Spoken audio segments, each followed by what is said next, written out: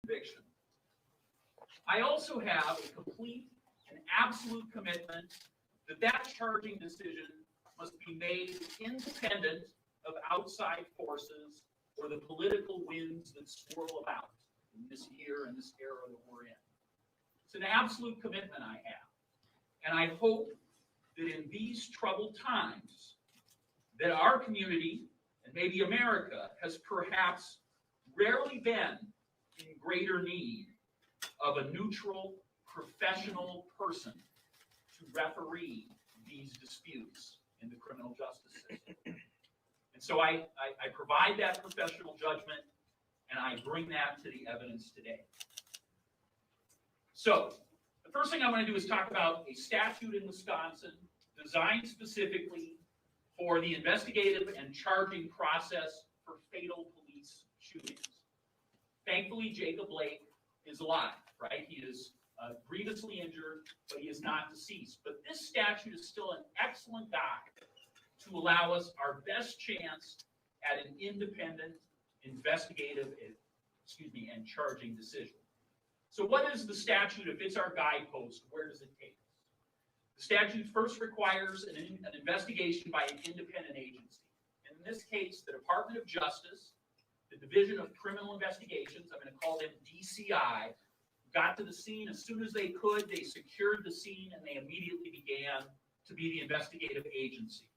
Ultimately, that responsibility was shared with the FBI in some small amount when they needed additional persons. The statute requires that when that investigation is completed in as timely, expeditious a manner as possible, it goes to the district attorney in the county where the shooting occurred. And of course, that is, in this case, Kenosha. And in this situation, an exhaustive investigation was done. There's more than 40 hours of squad video. There's hundreds of pages of electronic information. There are almost 200 separate law enforcement reports and almost 1,500 individual pages of police reports. So this was clearly a dramatically exhaustive investigation. And was it expeditious? They got it to Noble Ray, the independent use of force expert on this case, by, I believe, October 8th, 2020, and ultimately to the district attorney's office as well. Then the statute requires that the district attorney, the elected district attorney in that county, must determine if there's a basis to prosecute any of the involved law enforcement. And it is my decision now that I announce today before you that no Kenosha law enforcement officer in this case will be charged with any criminal offense based on the facts and the laws as I will describe them to you now. So it is our decision that no charge will be filed. I'm going to also tell you, just because I think it is important, that no charge will be filed against Jacob Blake in regards to this incident as well. For many of the same reasons, in terms of an overall discussion about this case, that is not something that the district attorney's office intends to pursue. Now, if the district attorney's office does not file charges, if that does not happen, then immediate transparency has to take place. And so what has to happen is, first, the DCI website will by 5 o'clock today have available their complete investigative file. And second, the district attorney's office, which is not only going to put this PowerPoint, which is an abbreviated version of our report, will be publicly available, but we have a more lengthy written report that will also be available to the public. Both of those things will be available on a website that will be identified in a final slide here, and they'll both be available at 5 o'clock today. In addition, Noble Ray, the independent use of force expert, has drafted a report with all of his findings. That also will be available at that time.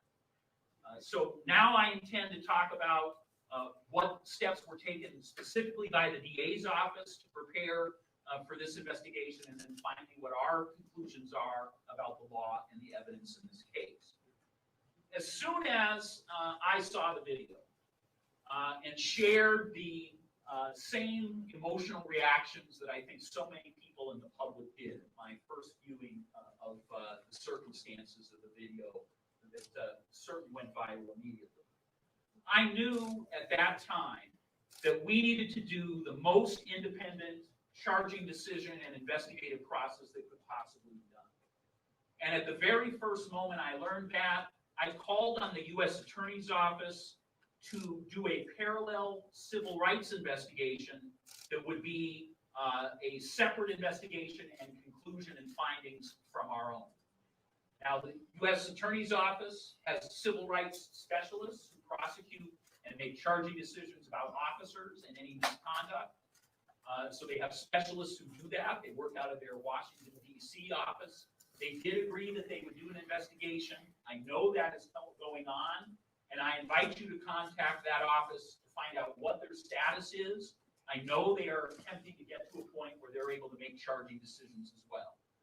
Kenosha deserves a second legal opinion other than my own. I'm confident about the things I'm talking about today, but I believe that the healing process begins or is improved by an opportunity for members of the public to see other prosecuting agencies make decisions, even though their laws are somewhat and slightly different.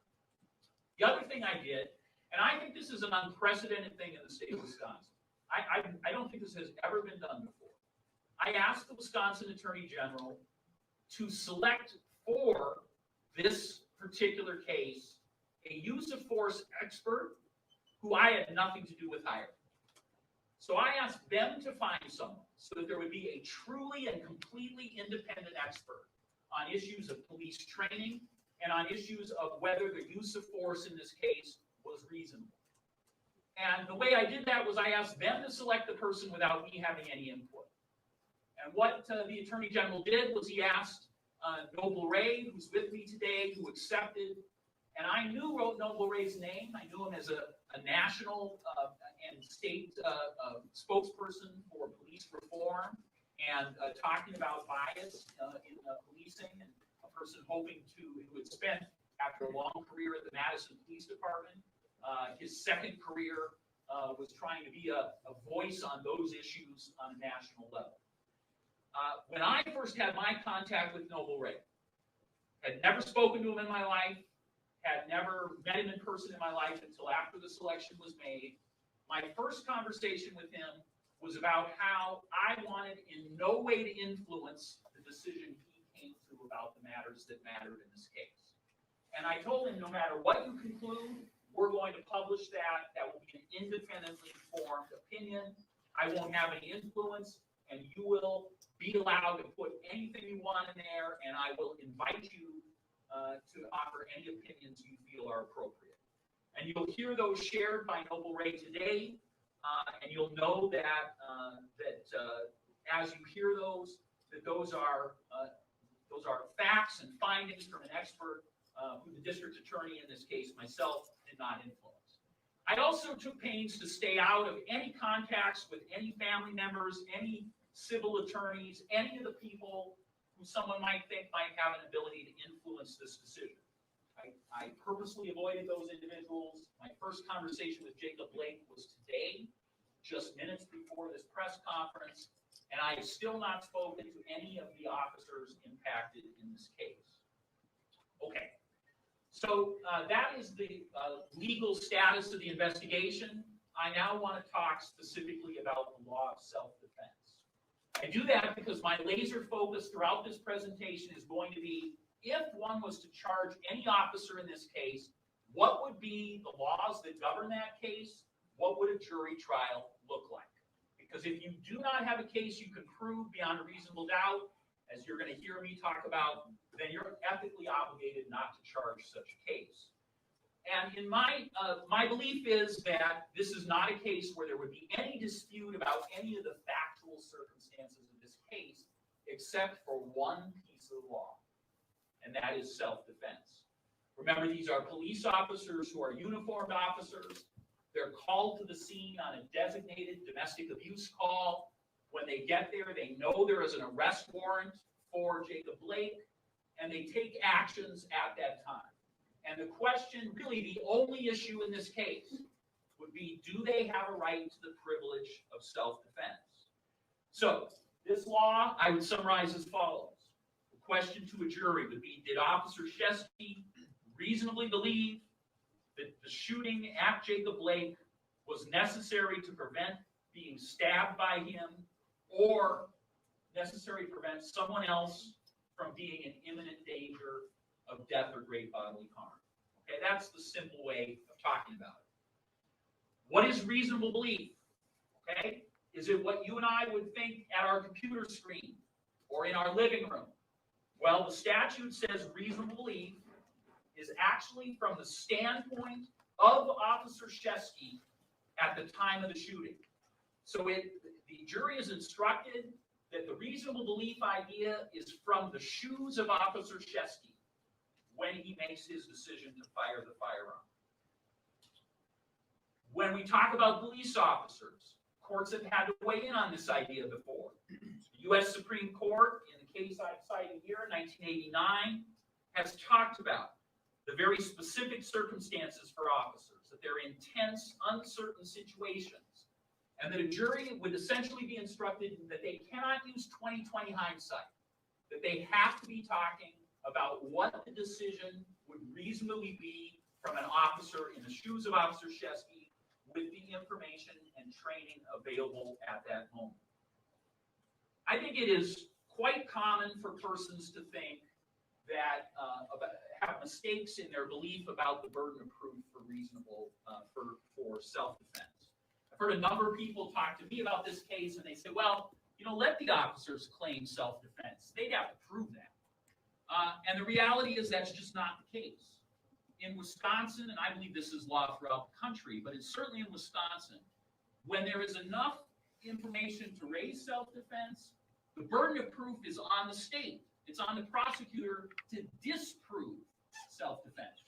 So we would have to disprove the clear expression of these officers that they had to fire a weapon to defend themselves. Have to disprove that negative. The burden of proof is on the state in that situation. So I told you that I do not believe the state, and we're going to go into some of the facts in detail in a minute, would be able to prove that the privilege of self-defense is not available, is not a defense in this case. And if that's true, then ethical considerations must determine what our next course is. So I want to talk briefly about the rest of what I have heard from the public in the sense of those individuals who have demanded or called for charges in this case. There's been a group of people who have said, you need to charge these officers because it will send a clear message to all officers everywhere about how they need to police in future. I call that the send a message charging decision. There's been a number of well-meaning voices who have yet said, you must charge this case to advance the causes of racial equity and to strike a blow forward in the idea that the criminal justice system is racist and expose the bias. And I call that the charge the case to advance a righteous cause. And then there's been the deeply human element where people have said to me, Jacob Blake is a human being. His family has really suffered. And so you should charge this case so that he can heal through a jury trial and so that his family will begin to heal through that process as well. I just need to be clear, all three of those bases are not ethically appropriate or possible bases to charge a criminal case in Wisconsin. If you do not believe you can defeat the privilege of self-defense beyond a reasonable doubt. There's a case, Thompson v. State Supreme Court, almost 50 years ago, told us as prosecutors it's an abuse of discretion to charge if the evidence is clearly insufficient to support conviction, meaning you have to have a confidence you can prove that case beyond a reasonable doubt. Okay, so why have I taken so much of your time and complicated this conversation with all this stuff about what the law is and what the ethics are? Okay, why is that? Most of you are here to hear the facts, right? What are the blockbuster new facts that I have to talk about? Well, I've done that because I again want to emphasize to you that this case has to be laser focused on what a jury trial would look like. Everybody has seen the video. And so from their perspective, they have tried this case at their computer screen or in their living room. As a professional, I am called upon to talk about how to try this case in a real jury room, in a real courtroom. What is the admissible evidence? What would be the actual evidence? How would that evidence play out? And would that evidence add up to a defeat of the privilege of self-defense beyond a reasonable doubt? And so that's going to be the rest of the focus here. What it means is that this case is really all about self-defense, and can it be proven that it does not exist? It is really evidence about the perspective of Officer Shesky. What is his knowledge at each moment? And what does a reasonable officer do at each decision point? Those would be the things that would be primary.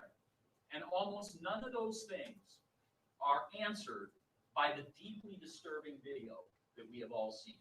Almost none of those things are answered. I divide the witnesses in this case into three categories. Certainly the cops would all be witnesses, all three of these officers. There is general disagreement by the officers who were right there that this was a self-defense situation. They described the same motion that I'm going to go to in detail, where Officer Shesky felt he was about to be stabbed. So it's crucial what they knew at every stage, how those officers perceived it, and then also crucial is there any other evidence that disproves, that shows that officers are lying about the things they offered to investigators. And by the way, the officers were completely cooperative in this investigation. Jacob Blake would certainly be another witness in this case. He also was completely cooperative in this investigation. And he, if you prosecuted this case, would be the key witness, right? He would be the star witness of any prosecution case. If you even contemplate having a jury trial where you charge and convict Officer Shesky or any other officer. So, focusing on Jacob Blake as the star witness, where are the areas where he and the officers agree? Where do he and those officers disagree? And if he disagrees with the officers, is Jacob Blake a credible witness in those areas? And that we're going to talk about in a second.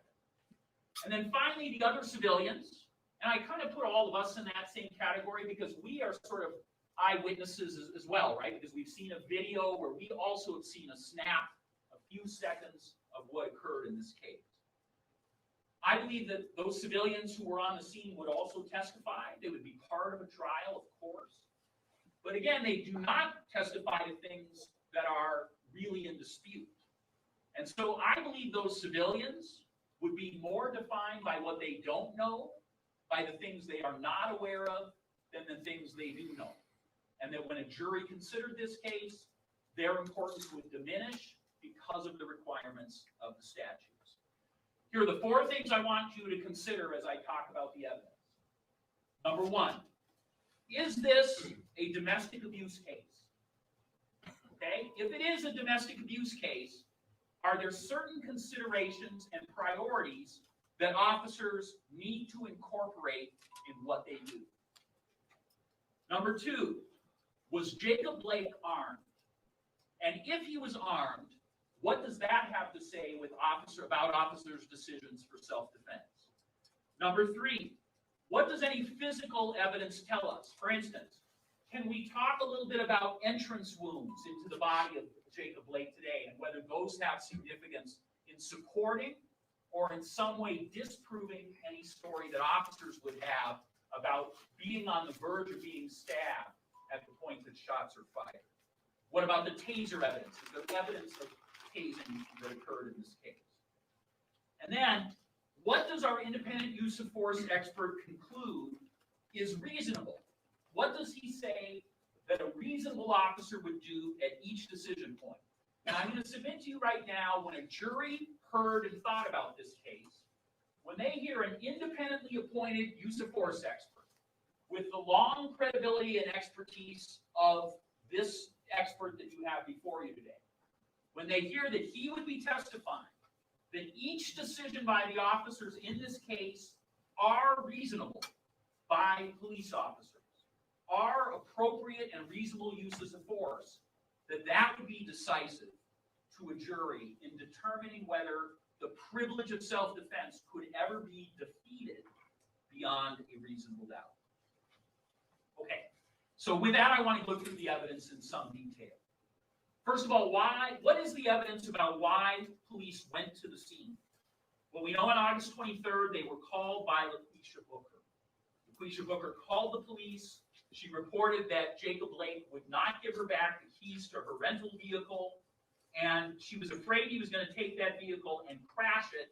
She reported he had done that before. So now police know there's a vehicle in dispute. Jacob Blake already has the keys, and the concern is, will he crash that vehicle in an effort to leave? And so we're going to play that 911 call now, so you will hear that. August 23, 2020, 17, 10:35. Fine, I'm willing to take every.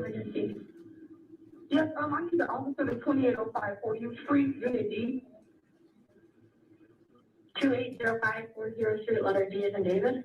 Yeah, letter D as in David. Jacob Blake is here and he has the keys to a rental that I purchased that I need to take back, and he's not trying to release it. And on top of that, he's not supposed to be here.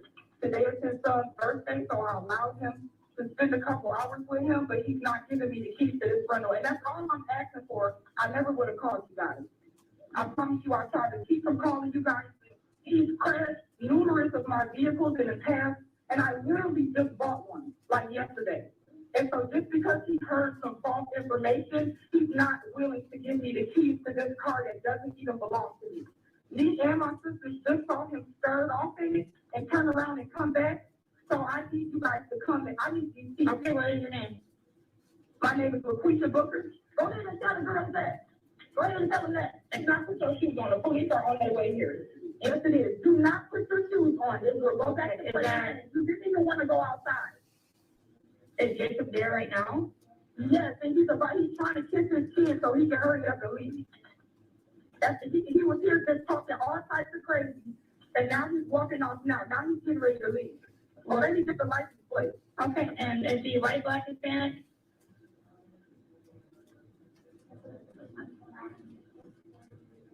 Hold on, let me get the license plate number. He's kissing the rest of his kids.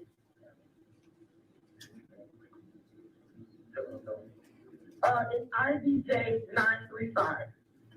I as in IW, Zebra, J as in John. I know IDJ 935. Good luck. V as in Victor?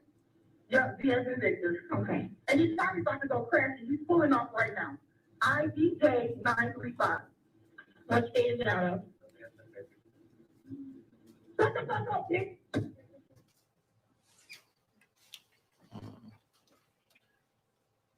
So that was the information provided to 911. The key question then, as I said, the focus is, what do officers know at every moment they make any substantive decisions in this case? Based on that 911 call, officers Chesky, Moronic, and Arenas are dispatched to the scene for a family trouble call. That's a code for domestic abuse, involving a domestic dispute over car keys. Dispatch also told the responding officers Blake has a felony arrest warrant for domestic violence offenses and sexual assault. And so you'll hear that dispatch recording. You'll know exactly what the officers were told as they were headed towards the scene. August 23, 2020, 17, 11:27. Transfer 618-707 family trouble. 618-707. 618-707, 2805 40th Street, 280540 Street. Complainant says Jacob Blake isn't supposed to be there, and he took the complainant's keys and is refusing to give them back.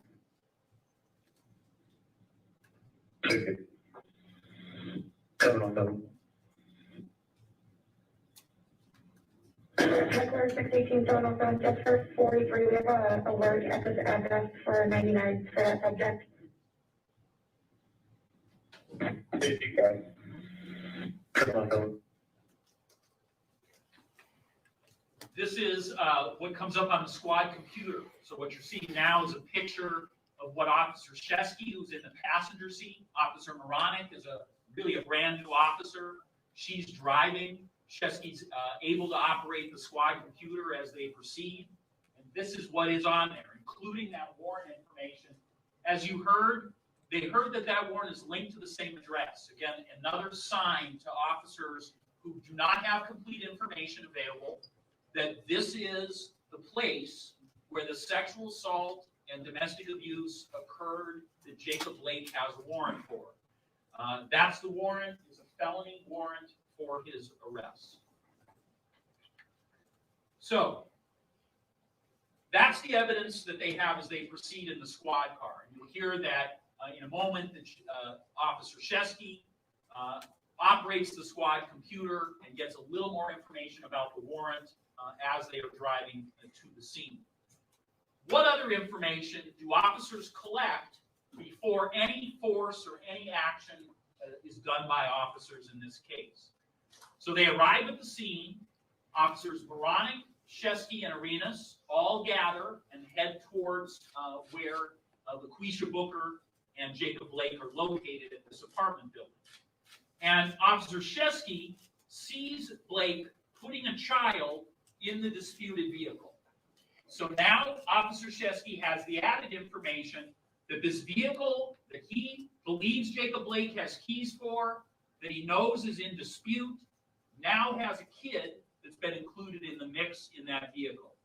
Officer Shesky hears LaQuisha Booker yell, "It's him, it's him. He has my keys, it's my car, it's registered to me." And Shesky indicates one of the few conversations he has with Jacob Blake, one of the very few words that are exchanged between them, is Blake declaring his intention.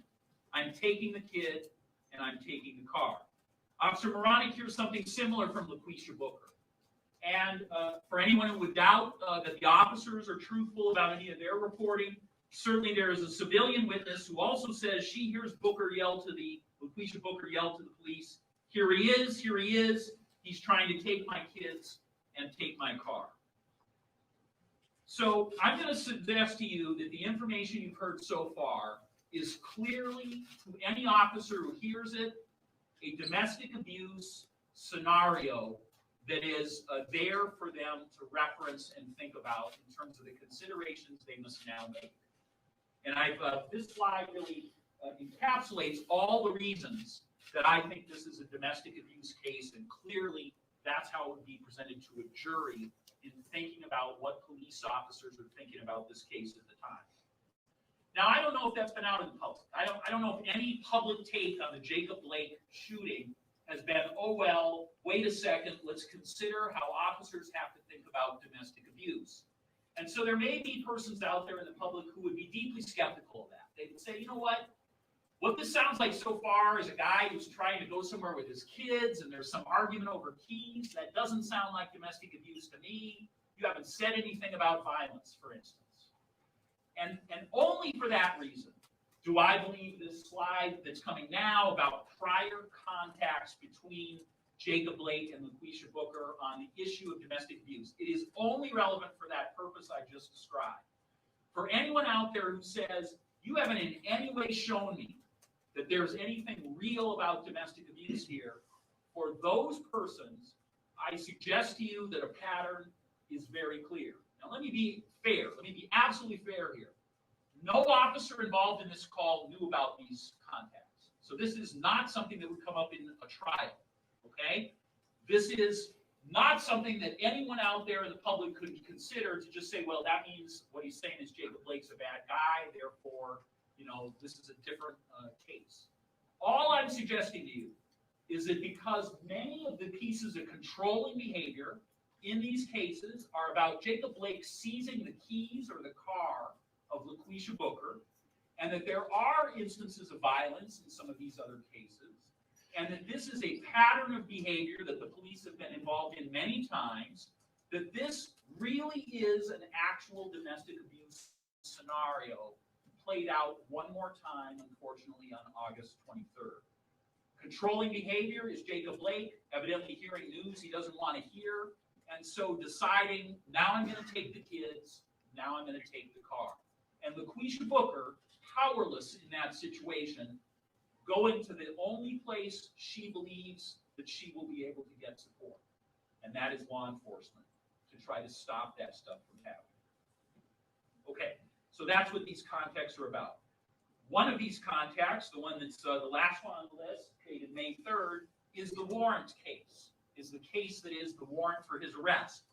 In that case, a LaQuisha Booker, a distraught LaQuisha Booker, reports to police that Jacob Blake invaded her home, sexually assaulted her in a place he wasn't supposed to be, domestic violence type scenario, and took her car in that incident. That is the felony sexual assault, domestic violence case that he had a warrant out for on August 23rd. Again, it involves her car and that kind of controlling behavior. Just to further talk about domestic violence, in case you say, well, you know what, those all look like old offenses. How do I know that this modern stuff is, this recent stuff is domestic violence? Well, this is a text from Jacob Blake to LaQuisha regarding that May 3rd incident, where he's texting her, same pattern we see so often in the Kenosha District Attorney's Office in domestic abuse charges. Tell them you don't remember what you said and that you'd like to drop charges. So it's the same domestic abuse patterns that are so concerning, that are so difficult in terms of safety of the individuals who are suffering as victims being played out in this case. All right, why have I spent all this time on this? Okay, so, domestic abuse is a part of this. What possible reason would there be to spend this many minutes on it? And it's really because I want to be clear that officers, these are common calls for officers. And there are factors and things they have to consider that we as civilians probably don't consider every day. And that officers maybe don't even consider on other types of calls. And so it's about the fact that there's unpredictable anger that happens even in front of officers in circumstances that don't necessarily happen in non-domestic calls. And that controlling behavior, things like making sure that, I'm going to take your keys, I'm going to take your kids, that those things might be things that have to be looked out for. And then again and again, the fact that children can be pawns in the middle of these situations, that people who in no way want to harm their own children can sometimes endanger their children acting out the domestic abuse scenarios. Police are aware of all of those things, and those are all things that have to be priorities in their consideration of these type of calls. All right, I mentioned to you that Officer Shesky could see there was a warrant. That's the other large factor in this case. Here's a copy of the warrant that he would have been able, that is the cover sheet of that warrant. And I brought the policy of the Kenosha Police Department because it's so important that you understand. And I think that it's possible that Noble Ray will speak to this. Officer Shesky and these officers do not have discretion on something like a felony assaultive warrant like this. When they come across Jacob Blake, they must attempt to arrest him. They don't have other options. They can't say, that guy seems like he's going to fight with me, I'm not going to arrest him. There is not discretion in this regard. All right, so sure enough, there is resisting behavior. All right, that is clearly a large portion of this case, and I'm not sure any of that is really displayed on the video that we have all seen in any real way. But there are many commands disobeyed, and that's not only talked about by all the officers, but that's admitted by Jacob Blake in his statements, and there are a number of civilians who talk about that as well. And there are multiple ways that officers try to bring Jacob Blake into custody. Again, none of those, I think, visible in any of the videos. They try to direct him to the ground. They try to multiple officers try to grab his arms and secure him so he can be cuffed. He admits at one point, officers were trying to handcuff me, but I was able to get up. There's a time where he's down on the ground. I think we'll show you a video in a second that's enhanced, where a really close viewing of it shows Jacob Blake is on top of someone who has to be Officer Shesky based on everyone else. And Officer Shesky says, I was on top of him, and then he was on top of me as we were grappling for me trying to get him under arrest. Most importantly, he was tased twice using remote kind of tasers and once with a direct strike with the taser. So I'm going to suggest you 3 attempts were made to tase Jacob Blake. to get him in compliance. There's the refuse of tasers all over the ground at different locations in this case when the scene is explored by DCI. And both Officer Moronic, but most importantly Officer Shesky, who's an officer who's been around for a few years, say they have never seen a defendant before who had as little impact by tasers as Jacob Blake did. And so that was certainly a factor in terms of the use of force options that were exercised in this case. Very important, Jacob Blake, while actively resisting, arms himself with a knife. I continue to hear, I think I heard it at the rally last night, the vigil, where someone again said he was unarmed. It is absolutely incontrovertible that Jacob Blake was armed with a knife during this encounter. Uncontrovertible. Most uncontrovertible because Jacob Blake, in all of the times he spoke to DCI, admits he possessed a knife. Even tells us at different times he had the knife in different hands at different times. So he arms himself with a knife and refuses to drop that knife. And I know that knife is not easily visible in the video, but we're going to show it to you in a minute. So this is the video where you can see in the back of the vehicle, struggle going on.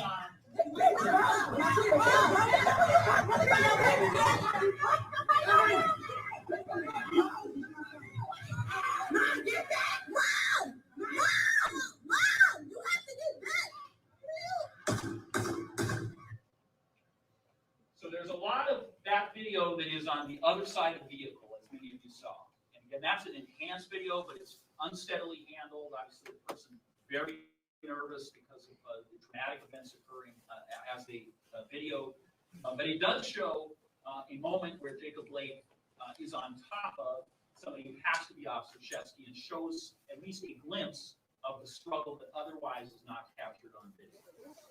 Okay, so here is the beginning of much of the video that all of you have seen. Okay, so this is Jacob Blake as he begins to circle around the car. Officers are now keeping their distance. They're at gunpoint. And that's because officers have told us and DCI that they all, at that point, had seen him with a knife. And so they're keeping their distance in accordance with their training. And I believe Noble Ray will talk about that briefly with you as well. So at this point, I don't think you can see the knife. He walks around the vehicle, and you may have seen it there. This is an enhanced video, DCI doing the maximum they can do. There's a glimpse of the knife. The far left is that knife in his hand. Jacob Blake admits that. Jacob Blake admits to DCI that he had a knife in his hand, and that's what that is. It's not a cell phone. It's nothing else. He admits it. The knife itself is pictured there. It's a razor blade type knife. And then we have DCI, a analyst, take the shape of the knife and the size and match it to the picture to see if in fact it fit size and shape, and in fact it is a match. So we say with confidence, based on Blake's admission, based on all the officers saying it, and this video evidence, he clearly is armed with a knife as he walks around and approaches the driver's door. Okay? Clearly armed with a knife in that situation. All the discussion that he's unarmed contradicts even what he himself has said multiple times to investigators.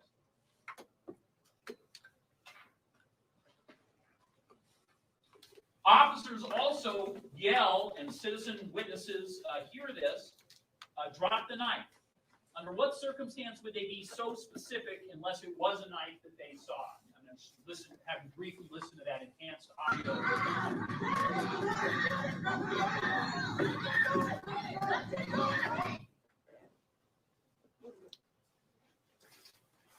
All of those things lead the investigators, lead myself, lead Noble Ray to say incontrovertible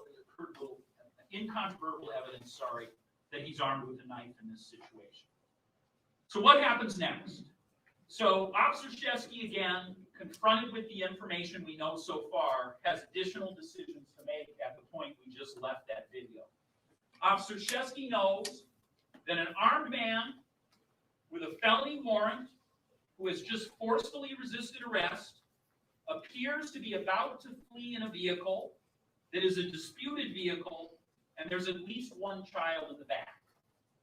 Those are all facts that Officer Shesky has in the context of a domestic abuse case at the point he has to decide what to do next. And at that moment, Officer Shesky decides to re-engage. Up till now, officers have distanced themselves because a knife is possessed by Jacob Blake. So the question is, should an officer re-engage? Should he put himself back in harm's way by going and getting close again to an individual who is armed with a knife? Officer Shesky decides to do that. He grabs the t-shirt of Jacob Blake. Why does he do that? Well, he tells us that he did that because now the approach and entry is into the vehicle. Officer Shesky says, and I'm quoting or trying my best to quote him, "I don't know what he's going to do. Is he going to hurt the child? Is he going to take off in the vehicle? Are we going to be in a vehicle pursuit with a kid in the car? Will he hold the child hostage?" All of these things are things he is considering. They're running through his mind when he puts himself in harm's way and grabs the t-shirt of Jacob Blake. At that same time,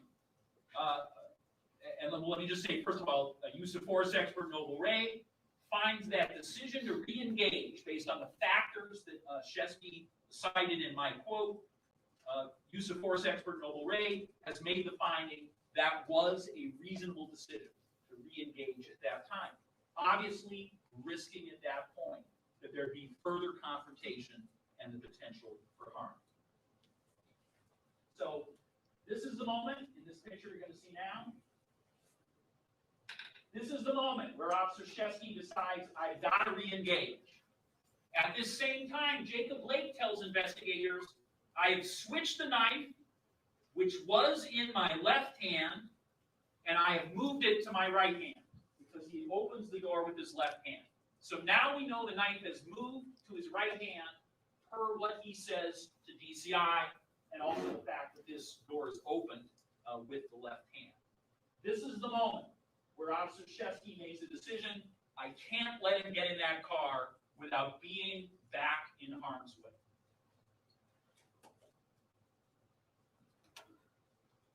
This next picture is what happens next, right? And again, you've all seen this in a video. Both Officer Shesky and Officer Arenas report what happened next was Jacob Blake twisted his body, moving his right hand with the knife towards Officer Shesky. So and they demonstrate this, so they say what he does is he takes, again, the knife is now in his right hand, and he goes under his left and makes this kind of movement. So he switches his torso back towards Officer Shesky. Both officers say that occurred. So Officer Shesky is the one who's got the t-shirt. Obviously, he's in a perfect position to observe that. Officer Arenas is looking through the car window. He's also in a perfect position to observe that. Okay? Both of them say that's what happened. Unfortunately, when we view the video, Officer Arenas and that car door are in our way and don't allow us to see what happens to the rest of the body of Jacob Blake in this case. So I'd submit to you, here's where the video fails us, because it doesn't provide us any information or ability to take a look at whether that twist of the torso occurs. What we do know is that there are two civilian witnesses who also say they see a movement that I think any defense attorney for these officers would certainly argue is consistent with what the officers see. Okay?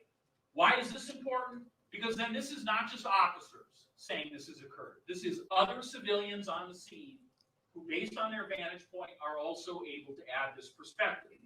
A witness, DC, who indicates he has socialized before with Jacob Blake, he is on friendly relations with Jacob Blake, says he saw Jacob Blake trying to get in the car.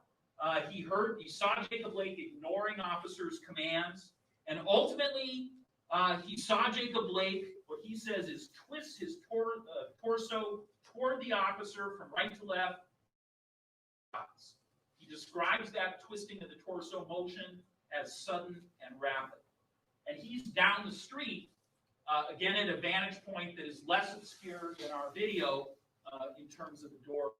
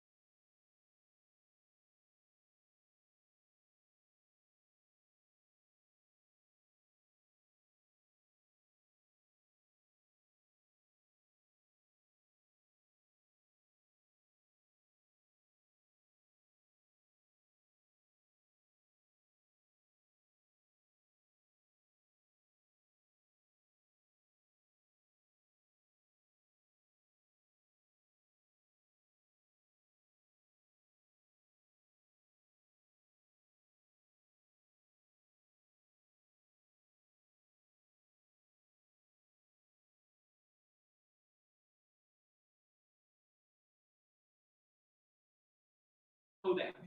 We didn't know that when watching the video the first time. There is, they didn't know there was no permission to operate that car.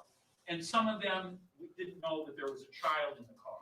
So again, I would suggest to you, many of the witnesses in this case would be very clearly defined by the things they don't know and that really matter in terms of the privilege of self-defense.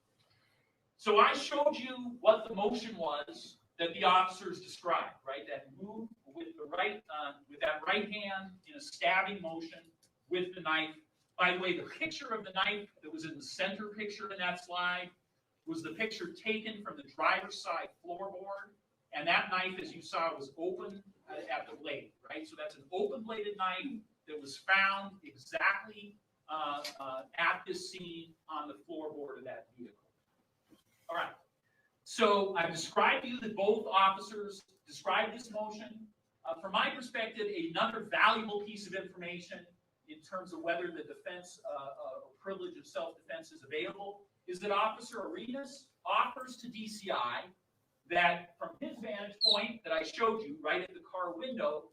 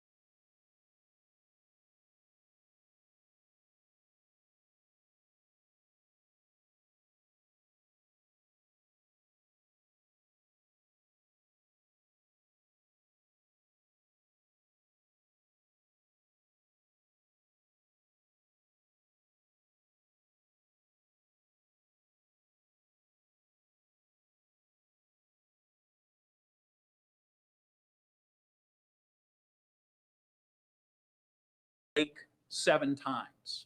Okay, now this has been thoroughly discussed. That's a fact that's certainly known to the media.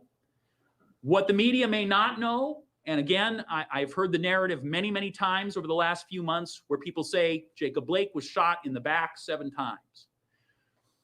What we did was we went to Brian Peterson, who is the medical examiner in Milwaukee. So DCI went to him. They had him look at the medical reports and the x-rays. Quite appropriately, the ER doctors in this case were not prioritizing where entry wounds or exit wounds were because they were trying to patch up and do the fabulous job of saving Jacob Blake's life, right?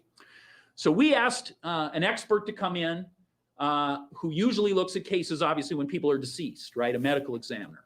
And we asked him to weigh in.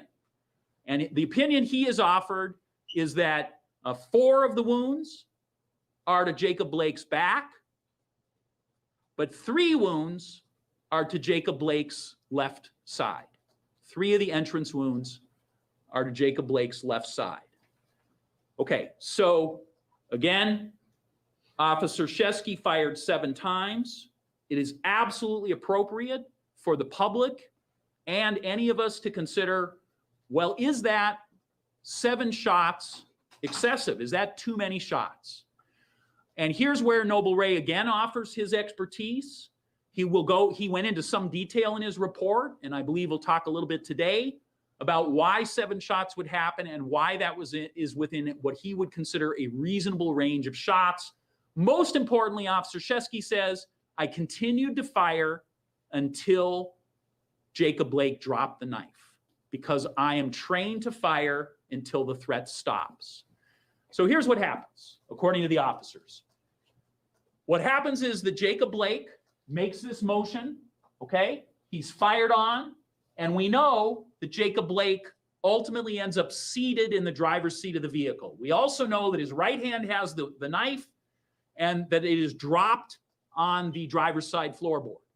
So if you think about the defense in this case, if you think about how they will talk about this case, right? Are the physical evidence based on entry wounds consistent with what the officers say?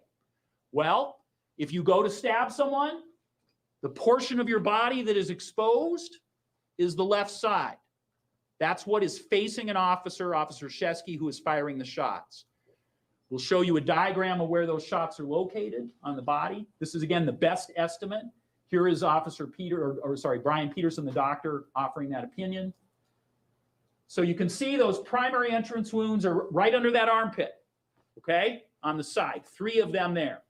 So if the natural reaction of anyone being shot at is after that occurs, you're turning away from the shots, then it would be at least a rational argument by the defense to say that is why there are also shots to the back, right? Because they have moved back. And we know his body comes back to facing the officer in the back because he becomes seated there.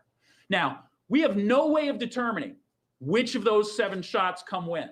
So we don't know the order, right? I'm suggesting to you simply that there is a rational, logical scenario that anyone defending this case for these officers would be able to use this physical evidence I'm describing to be able to persuasively tell a jury this is consistent with what these officers have told you about what occurred, okay? And you will hear Officer Shesky said, I stopped firing when there was no longer a threat. You'll hear also that Officer Shesky had 10 more bullets in his gun at the point DCI comes across him. So clearly he has not fired to empty all the chambers of his weapon.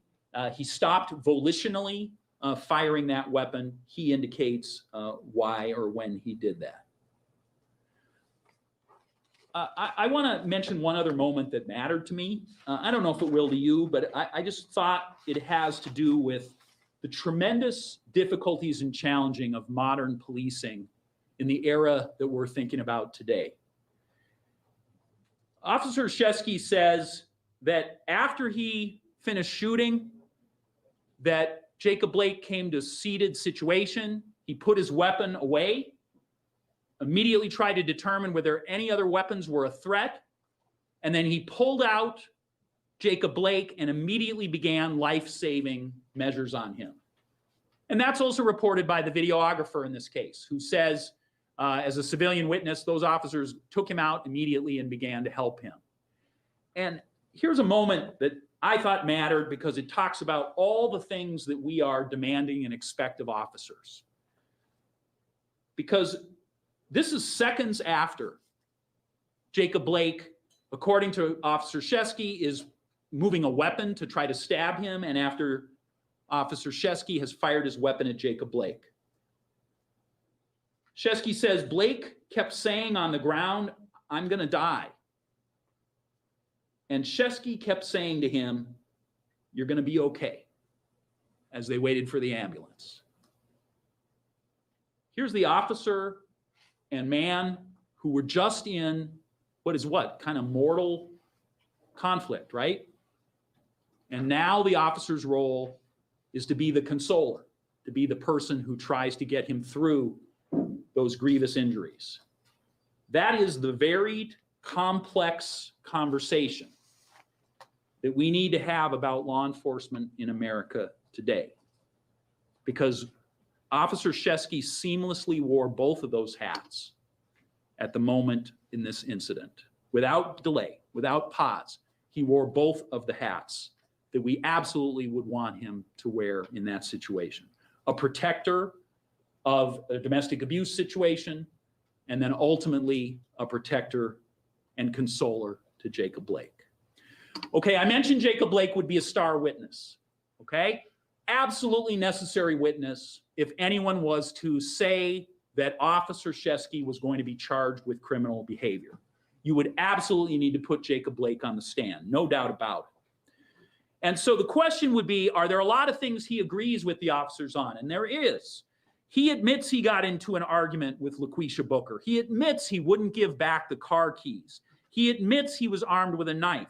He admits he physically struggled with officers. He admits he twice ripped out the taser probes and continued on in not complying with the officers. He admits that he was attempting to get in the driver's seat of the SUV. All of those things that are completely agreed on. It is the areas where officers and Jacob Blake disagree, which would severely compromise any ability to prosecute Officer Shesky. Officer Shesky says this guy had a warrant. All the things he was doing are consistent with arresting in a warrant. We're trying to resisting a warrant. He doesn't want to go to jail. And so I tried to tase him. I did everything I could. I could not get him under control in that situation. Jacob Blake tells DCI, I didn't know why these officers were coming across me. I thought these officers were just trying to beat me. I thought they were harassing me. I had no idea or reason for these officers to do this. They never told me why they were doing this. And so I'm just trying to get to a safe place and away from my kids. So DCI asked Jacob Blake, well, did you know there was a warrant for your arrest? And he said, I did not. I did not know there was a warrant for my arrest. Here's a key point where we can determine credibility. If Jacob Blake is wrong, if he is lying here, he's not going to be credible in any of the rest of what he talks about in this case. And it goes right to his motive, right? Because if he knows he has a warrant, that explains why he won't allow officers to take him into custody, why he won't do any of the things that we would expect. Like in front of your kids, maybe you would just comply. But now we would know if, in fact, he knew he had a warrant. So here's what we know. In his phone on July 14th, we have a text from him to LaQuisha Booker. This is Jacob Blake mentioning that he has an arrest warrant. This is that May 3rd arrest warrant. Now it's July 14th, and he is talking to her in text talking about his arrest warrant. He has no warrant for anything else. So that is about this case. Even more important is also in his phone are two searches for the exact case that this warrant case is. They're dated August 7th and August 9th. So on his phone are internet searches, and what this website does, Circuit Court Access, is it tells you whether you have a warrant. One of the things, the major thing it does, if you haven't appeared, which he hadn't done, was it tells you if there's a warrant. So remember I showed you the text where he is trying to convince LaQuisha to say, I don't remember, and drop charges.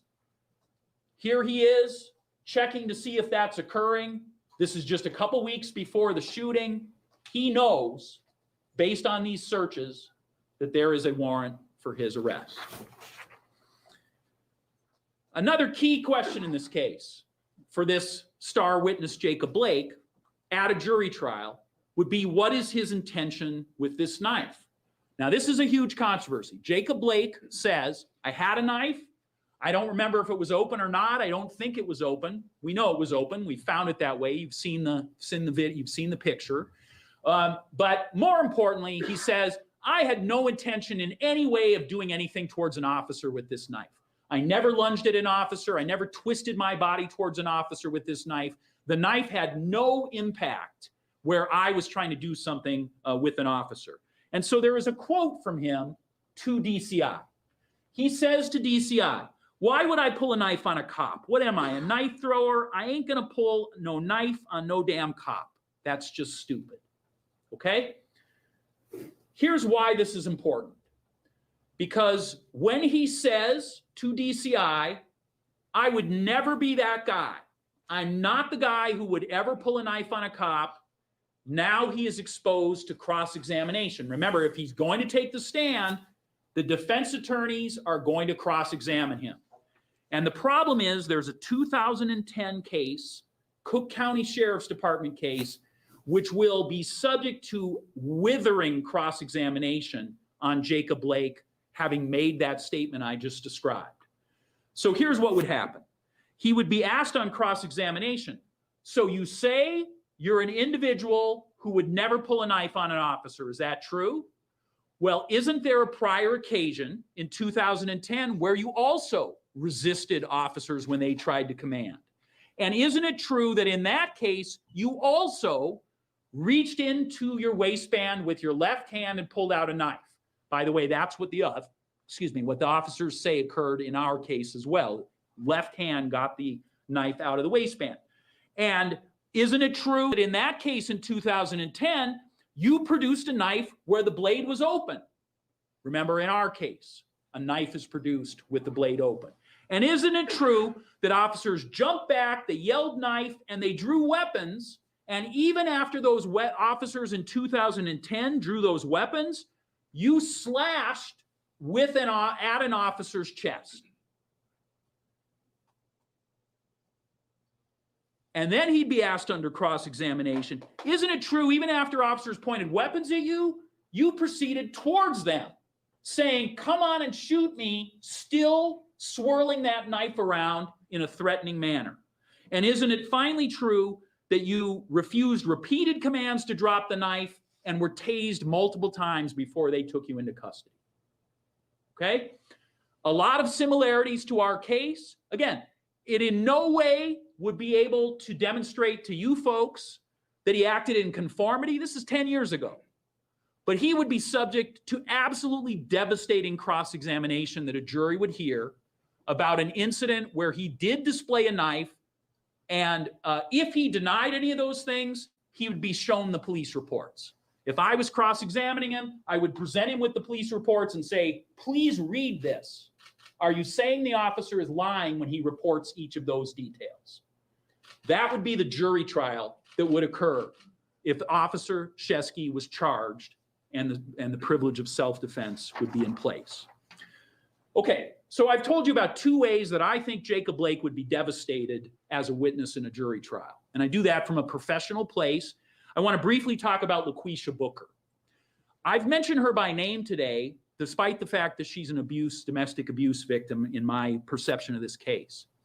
I do that because after a very initial contact on August 23rd, where she confirmed many of the details of this case, she has been completely unavailable to DCI to try to do any follow-up discussion.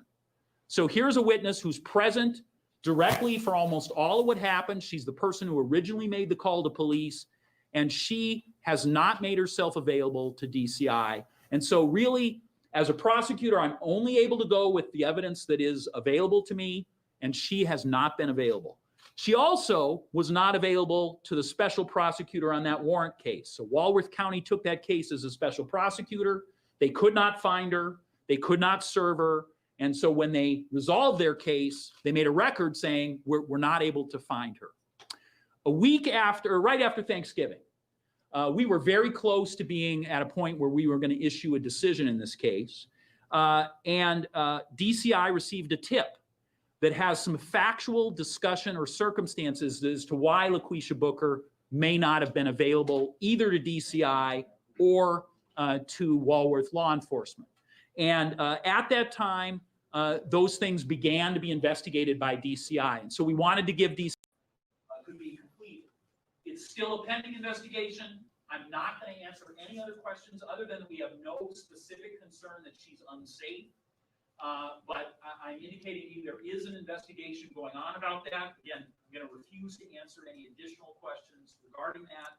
But from my perspective, that's both important. From my perspective, that's both important because it did delay this case, and also important because it is consistent with the difficulties that a domestic abuse case brings. And she's a witness who any... Okay, with that, I want to say finally that Noble Ray is here. I'm going to introduce him in a moment. And I'm just going to ask you to consider finally that ultimately in a self-defense case, what would happen is that the question would happen is, what would a reasonable officer do at each of the decision points here? And that's why this neutral, independent use of force expert was so important. And so Noble Ray was employed in this case. Again, I don't think it's ever been done that way before, but he comes with extraordinary qualifications. He has some opinions to offer. And when he's finished, I'm going to briefly conclude. Thank you very much.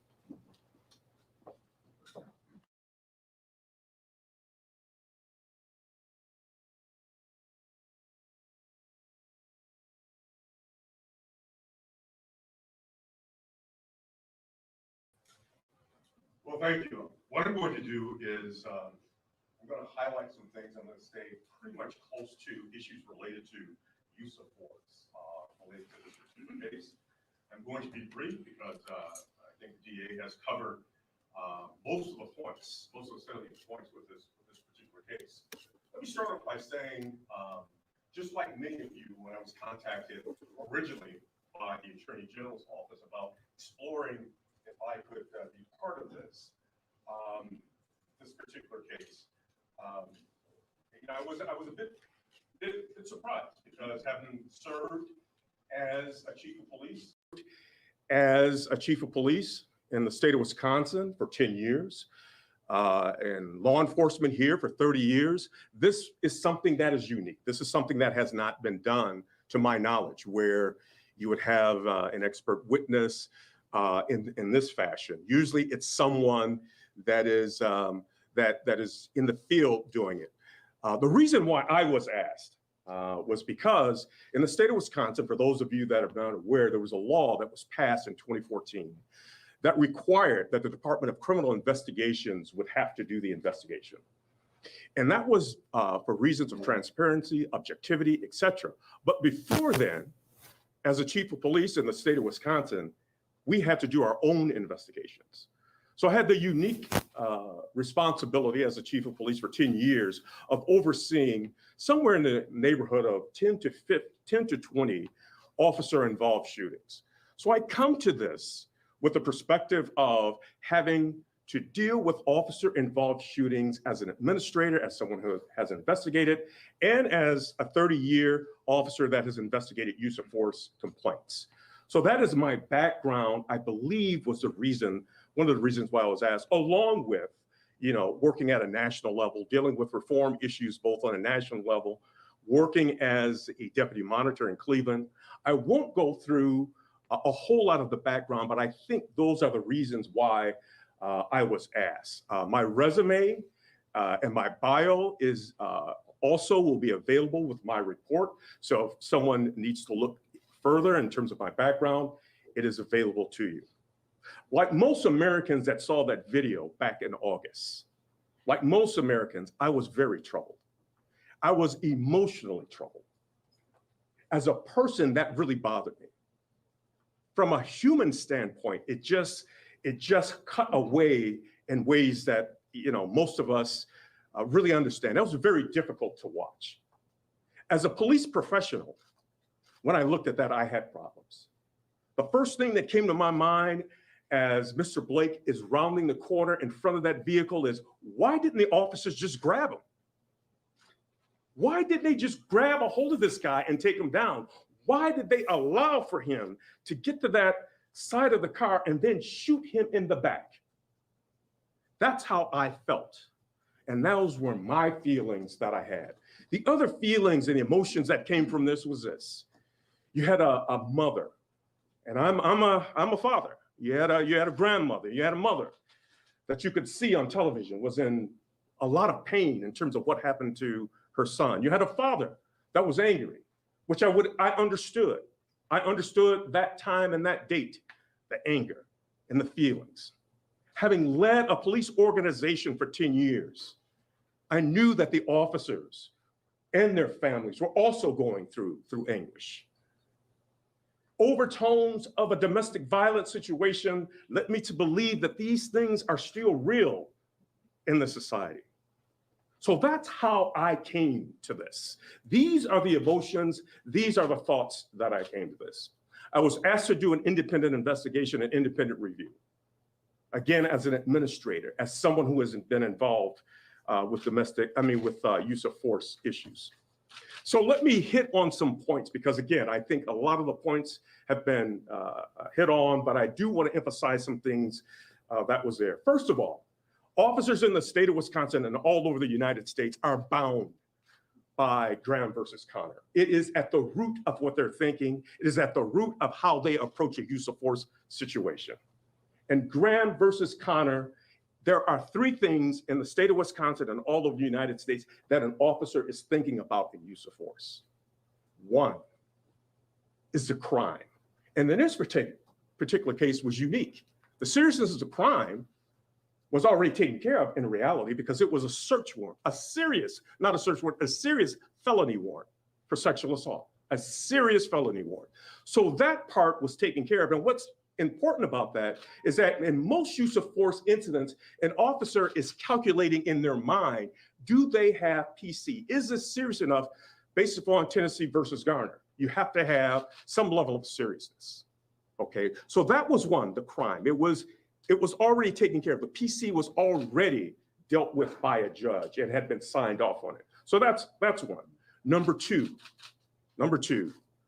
is the person actively resisting. Actively resisting. That means that they are just doing everything they can not to be taken into custody. And in this particular case, you've heard the DA describe this. And in this particular case, I would call it extreme actively resisting. There were 4 areas in which the encounter with the officers took place.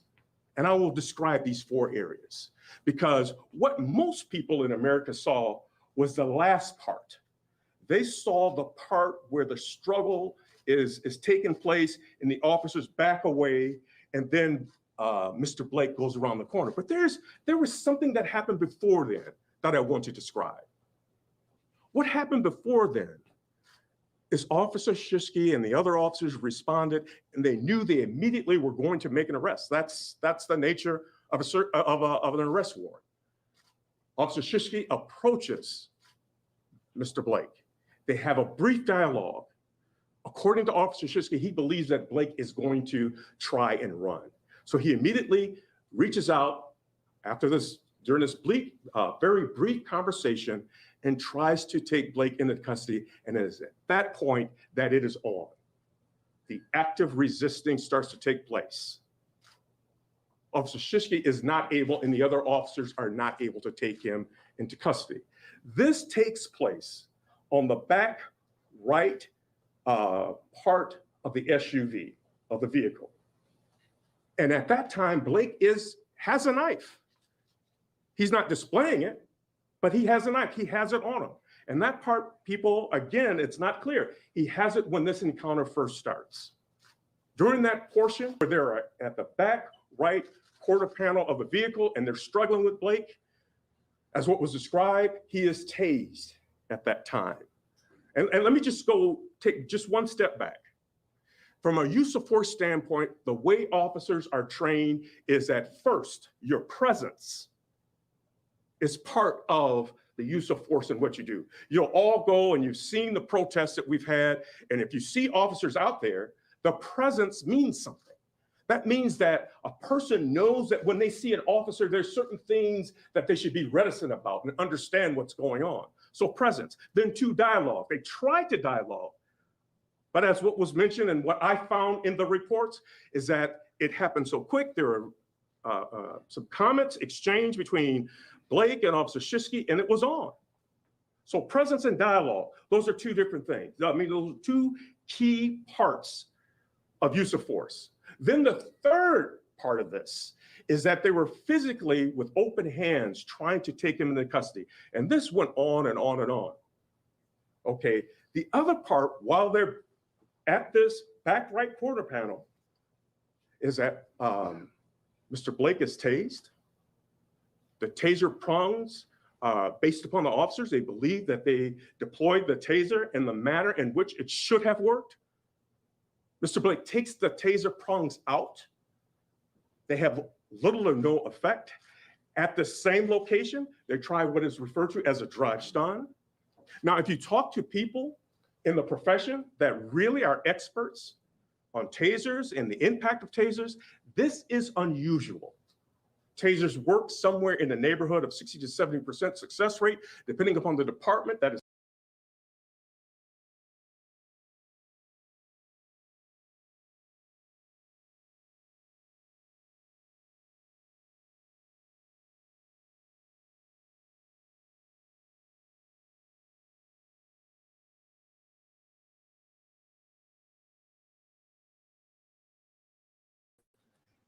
At the rear of the vehicle, what takes place is that they decentralize Blake. And when they talk about decentralize, they took him to the ground, Officer Shishki, who is the primary officer engaged in all of the use of force that takes place here.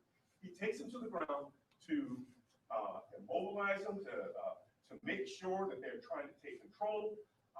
They also, during that time, Officer Shishki delivers strikes to Jacob Blake. To what's referred to as diffuse them, to confuse them. None of these things work. Witnesses can see that not only they're struggling in the rear, but they also see that both Blake and Officer Shishki at one point in time, they have each other in headlocks. Officer Shishki feels uncomfortable, he feels that his gun is exposed.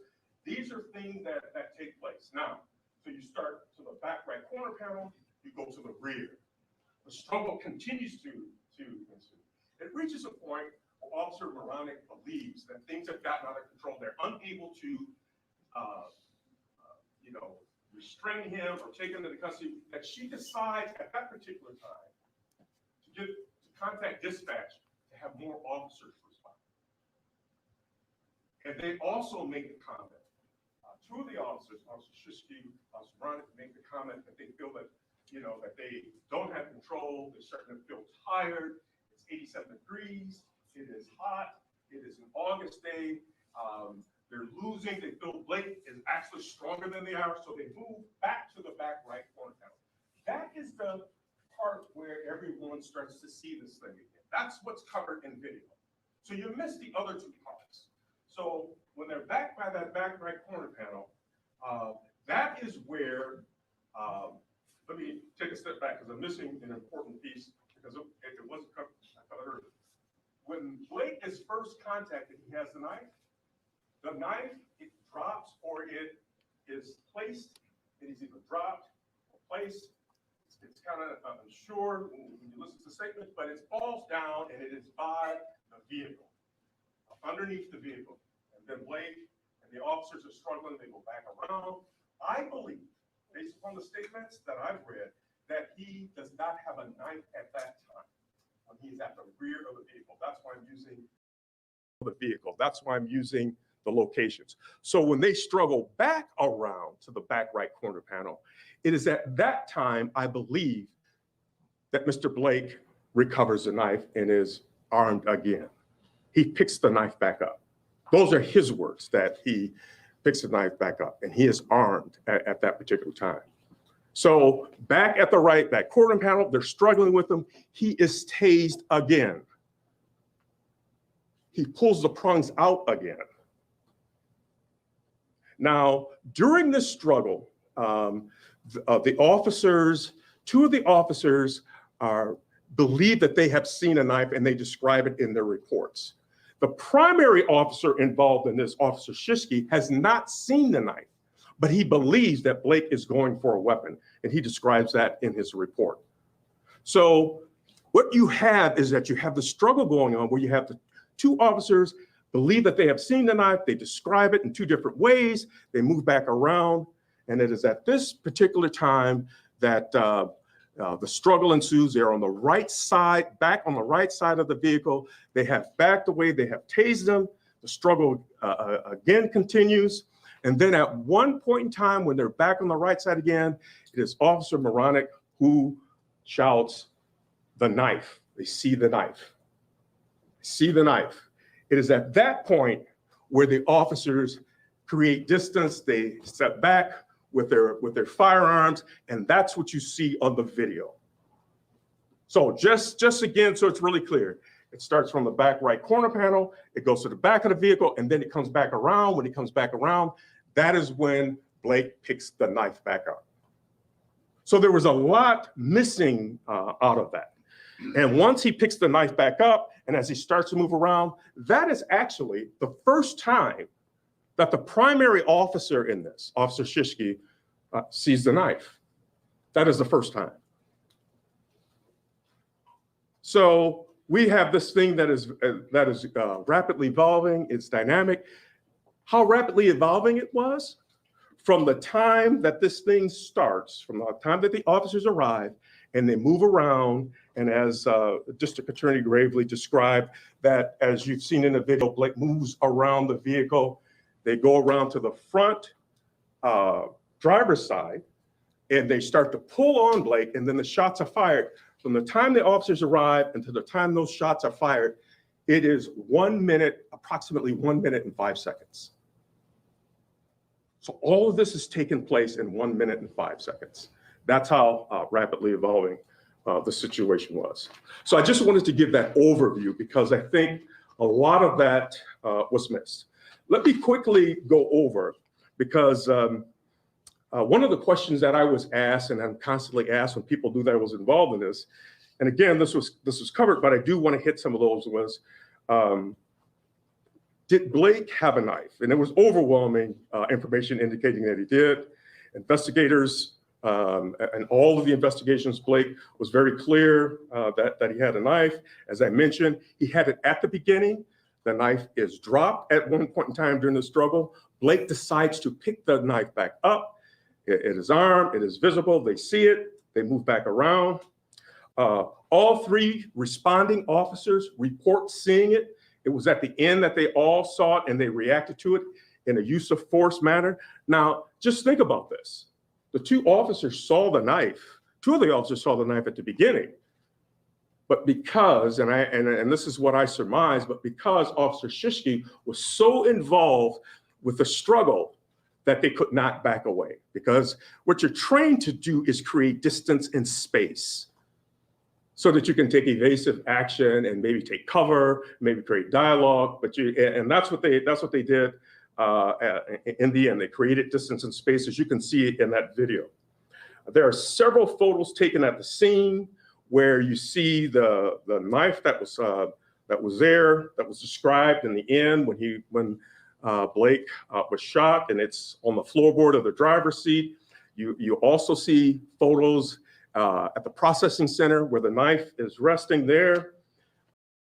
Throughout this entire time, maybe 1 or 2 likes on Facebook.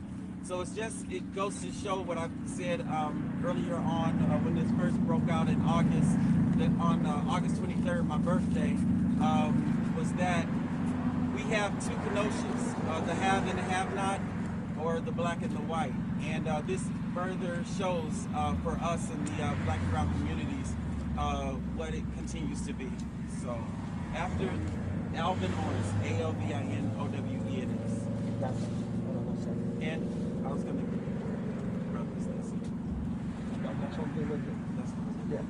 I love it to death. Teamwork all the time here.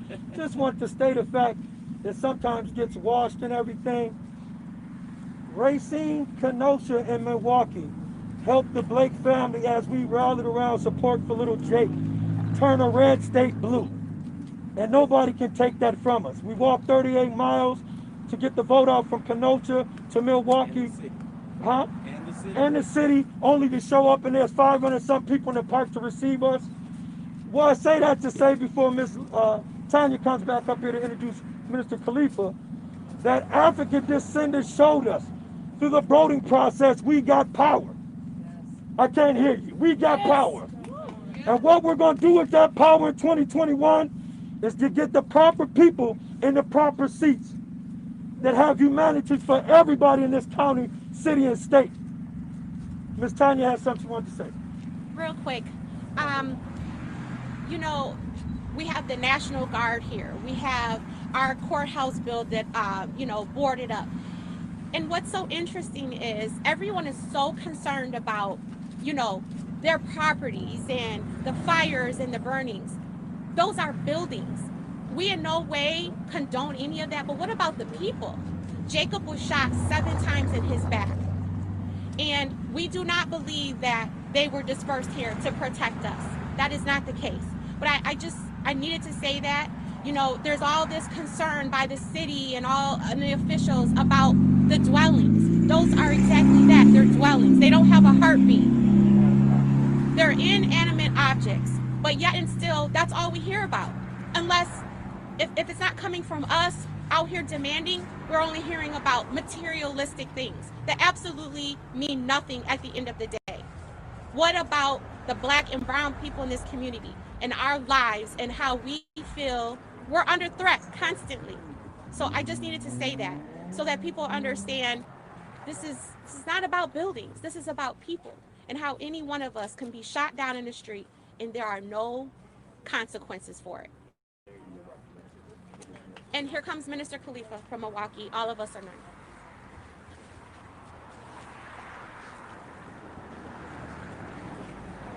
Minister Khalifa, all of us are none. All of us? We're none. All of us? We're none. All of us? We're none. We have tried everything. I think we've tried everything in this country around these issues. And one thing I know is that power only concedes to power. When the powers that be continues to be working forces against the people, what win do we really have if we have no allies on the other side? The fact of the matter is that we're gonna have to start organizing in our own communities to put our own people in play. Because this right here is reflective across the country of the same narrative that we're gonna continuously see over and over again. Every 28 hours, an officer guns down a so-called Black or brown person unjustifiably, and no one is held accountable for it. Here's a brother who was gunned down 7 times viciously by police. And we're saying that that's all right. We've tried everything. We've tried everything, but I want you to understand that we're going to continue to fight. This is not over. We're going to continue to beat up these streets.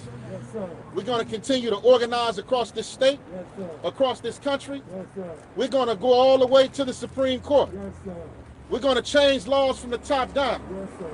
because the local municipalities are afraid to challenge the federal government. Yes, sir. And that's what's really going on. It's a conflict of interest. Yes, sir. Laws are in play that say it's okay to play the way they're playing with us. And we need to interrupt those systems Yes, sir. because these various systems are going to continue to consume the lives of our people unjustifiably. And we got to come together as a collective, and it's only going to take unity. And that's the only way we're going to be able to make it to survive another day in this storm. Yes, sir. And I say this very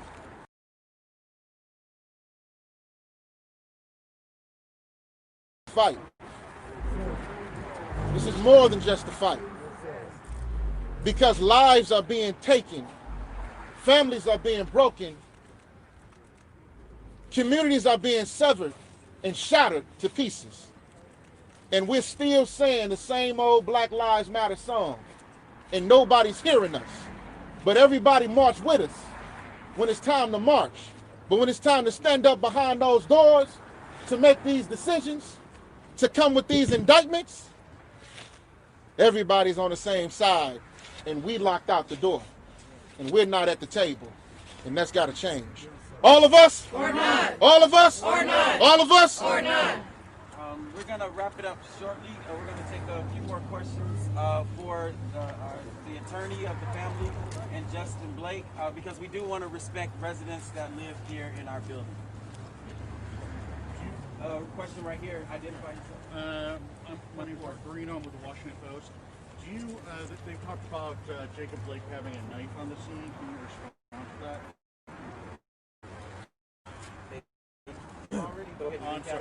I think the video is very clear that Jacob never posed an imminent harm to anyone.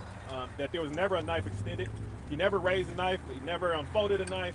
There was no point in the video that is articulable for an officer to say that he was under harm at a particular point. So I think, I think that's completely bogus, and I think that is just a rationalization to try to show what is really essentially an intentional act. And as his uncle, to add in, it's sort of like if you watch Sunday Night Football and the fumbles made and he never had the ball.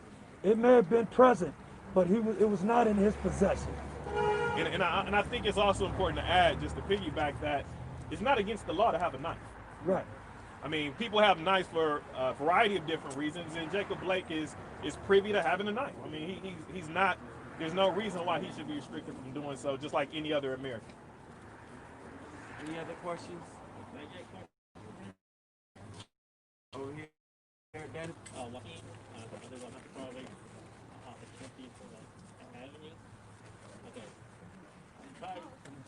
Might have not known this, but before the Jacob Blake incident, I think there was a block away. A week before that, within the last 2 months, there were 5 shootings, 2 shootings in one day.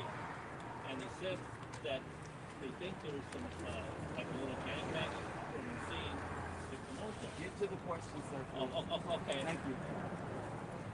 Why didn't the police take care, do their policing when they were supposed to? If they, and from what I heard, something like they want the black communities to shoot each other. No. Okay, that's it. You can recap that. Thank you, sir. Yeah. Next question. Okay. All right. Thank you, guys. So we thank you guys for coming out. We want you to know the Blake family is going to continue to stand in solidarity with the Kenosha community, and they're going to fight for justice till we get it. Big ups to the red, the black, and the green. Unity now, one Africa. Thank you.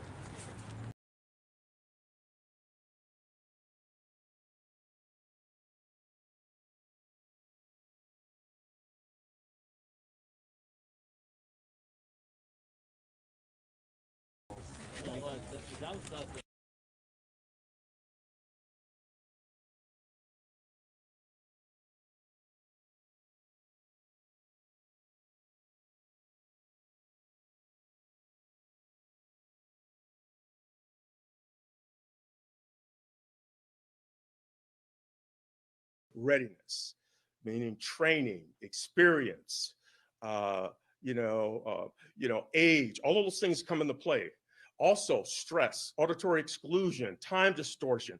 This is a stressful environment that the officer is operating in. So that is why I concluded that it was in an acceptable range. A range. So the range works like this. There are those things that are under in terms of use of force, and there's those things that are excessive. The accessible range falls right within that category there. So let me move to the last thing that I would like to comment on in terms of kind of a framework that you use here, is that, as I've mentioned, if I didn't, I'll clarify it, the officers involved in this use every one of the intervention options to try to restrain Blake during this situation. It was everything from presence, dialogue, hand techniques, diffusing techniques, to tasers, to eventually, unfortunately, really unfortunately, was the use of deadly force. And in all of those situations, there's this thing called proportionality. And proportionality works like this. One, did they use the proper option for that particular situation? Did they use the taser when it was called for? Did they use dialogue when it was called for? Did they use hand techniques? It needs to match this certain set of situations that the officer is involved with. That is proportionality. That you obviously don't use a baton to hit someone when the situation calls for dialogue. That's the type. Then it is the amount. Was the amount proper? And in all those situations that we saw, that the amount was proper.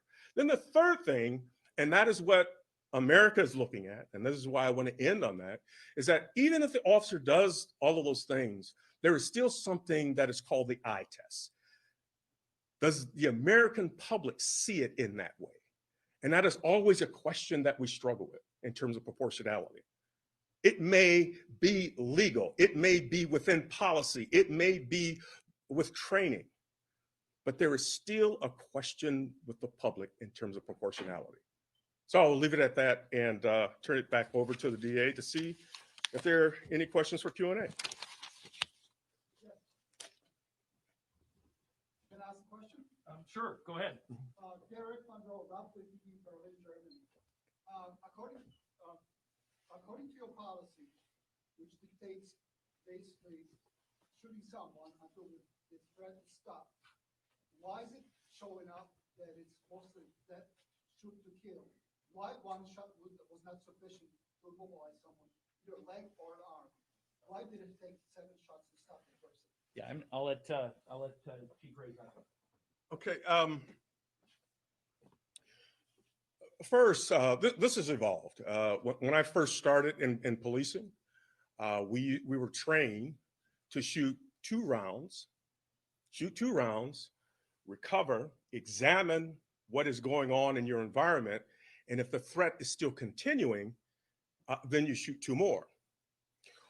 What has happened, or what had happened over time, is that between the time that the officer would lower to the low ready, the threat at times would still continue and the officer was in jeopardy. And many times the officer would get hurt or killed. So the training evolved to the point where right now is that you shoot until the threat has stopped. Now, many people will think that officers shoot to kill. That is not what they're trained to do. That is not the philosophical underpinnings of what officers are expected to do. An officer is expected, when they're using deadly force, to use deadly force to the point where the threat has stopped.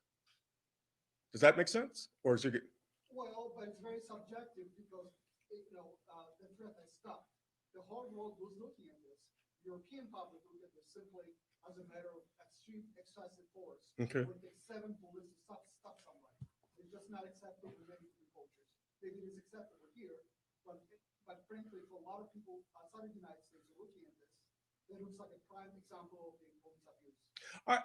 I would totally concur with how this came across. I felt that way.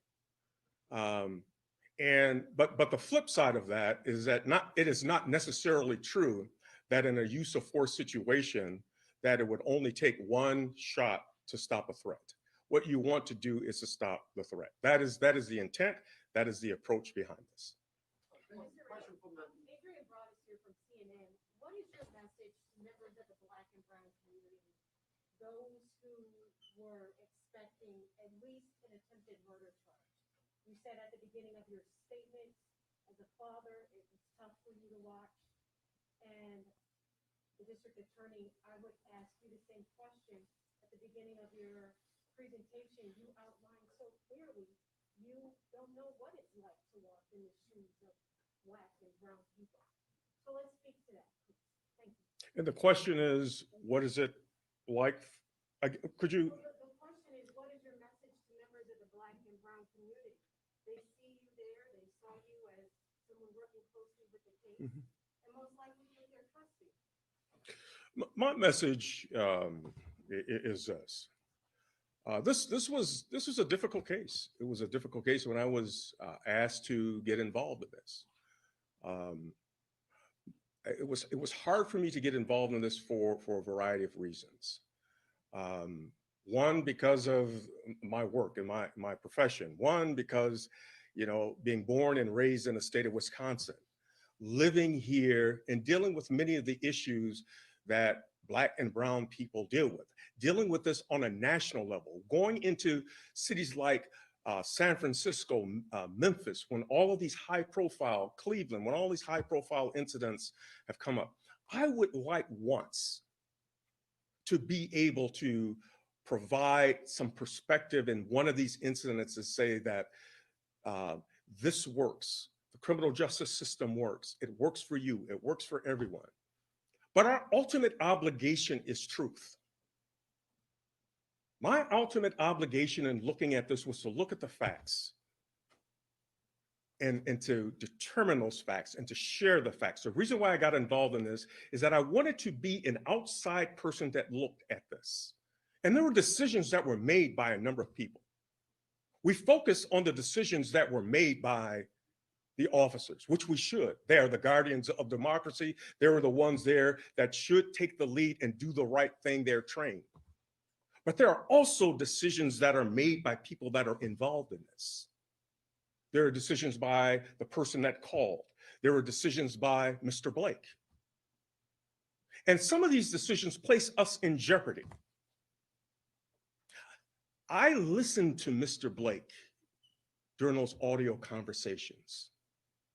I felt bad as a father, a man with so much promise, and this happened to him. Seems like a bright man. I look at the eyes of those eyes of the child that sat in the back seat of that car and wondered how that was going to impact that child and wondered what the future was going to be. The criminal justice system is a difficult system. It is hard. It is harsh. It is difficult. It has the history of racism on top of racism, and we are trying to work through this. But we cannot work through this by just trying to find a decision that is comfortable with people. We've got to find the right decision. It's got to be grounded in truth. It's got to be grounded in facts. That's the obligation that I was given when they told me to look at this. 30 years that I have struggled with this. It has been a stressful endeavor to be involved in policing for 37 years and to be an African-American male. And I feel it in the worst way. That's why this is so difficult, but I was not going to step back from it.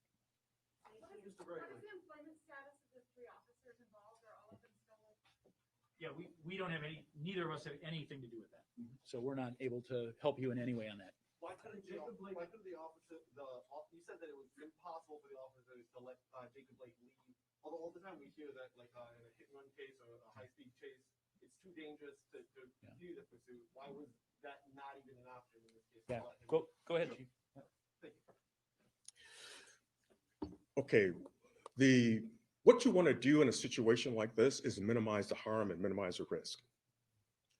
So the harm that we had there at that particular time is we had harm and jeopardy to the child that was in the back seat, harm and jeopardy to the officers that were at the scene, and potentially to the people that were there.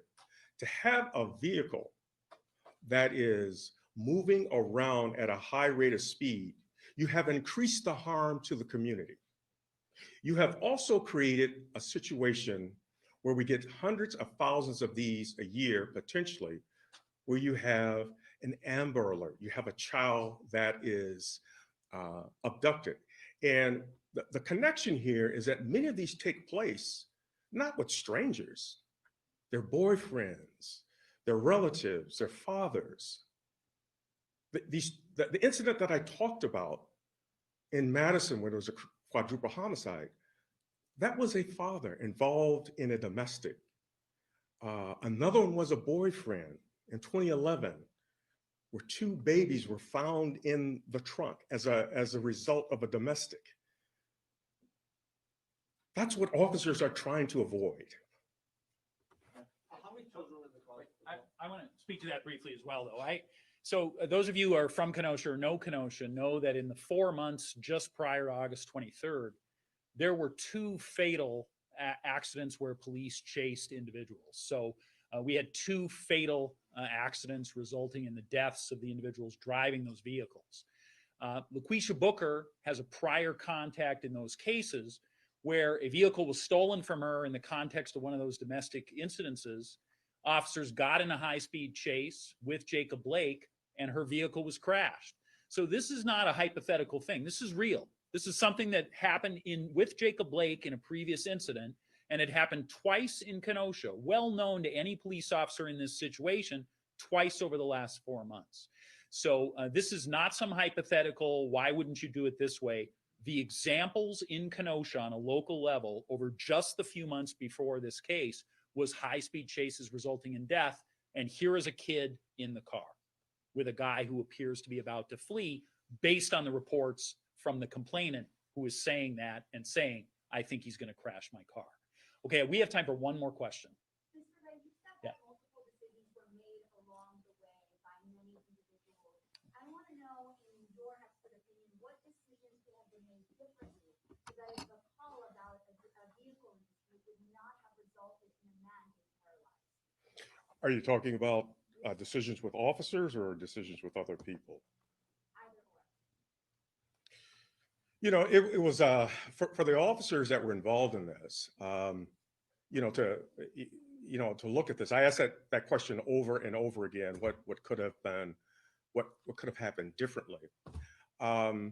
It's a real difficult question because as soon as Officer Shishki made contact with Blake, it was on. It was rapidly evolving. It was moving quickly. Like I said, you're talking 1 minute and 5 seconds, and they're trying to take him under control.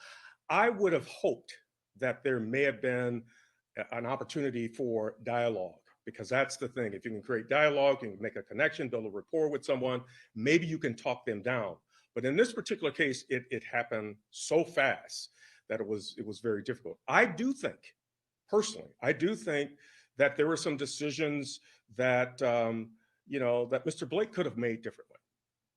You know, the fact that he rearmed himself and walked around and introduced the officers and the knife to the side where that child was, the very vulnerable child. I do have concerns about that. So there's some decisions that could have been handled differently here. Not to point the finger, but there's some decisions that could have been made differently. Maybe some better dialogue, always some better training. And I will end this getting back to the earlier question that was asked. And that's a question of the humanity in this. We had an adult man that was shot in the back 7 times. No society should ever accept that. We should be looking for different ways and different strategies to be able to, if our goal is to stop someone and not to kill someone. A gun is a very destructive tool. We've got to come up with better tools, better strategies, and better ways of being able to address incidents when our goal is to stop someone. Mr. Brayman, how much more helpful would body cameras be in this case, given you were using 2 witness videos from far distance and you had to zoom in on certain aspects? So that'll be the last question, and I thank you for the question. So when I talked about how we now need to build, that's really the priority now, is to figure out how this tragedy can be something to build, and that is a must. You know, this is a case where both the use of force expert and myself would have been dramatically assisted by body cams being present. Obviously, those direct views that you see from those 2 officers should certainly have been preserved on body cameras. This is the 3rd largest police department in the state, right? The Kenosha Police Department in terms of sworn officers. And what will come of this, I believe, and certainly I think that it is absolutely appropriate for the community to insist, is body cameras in a position where an incident like this will not happen again without it being fully recorded and everyone being fully accountable. Thank you. Should all law enforcement in Kenosha County have them? Every law enforcement officer in Kenosha County should have body cameras, and many of us have been saying that for years, and that's absolutely appropriate. Thank you. How many of the children was in the car? Thank you, guys. Yes, so there is going to be a final slide. Did you put that up? Which will have both the availability of our written report and the presentation in full, and that will show you the link to that, right? Okay. So that'll be up in just a second, and you'll have an opportunity to do that. And I'm sorry, we have security that's only for a limited basis, so I apologize. Can you just say how many children, like, was it just the one? I believe there were 3 children in the car. And they're all Jacobs? 2 for we believe that all 3 were his, certainly 2. Thank you so much. Let's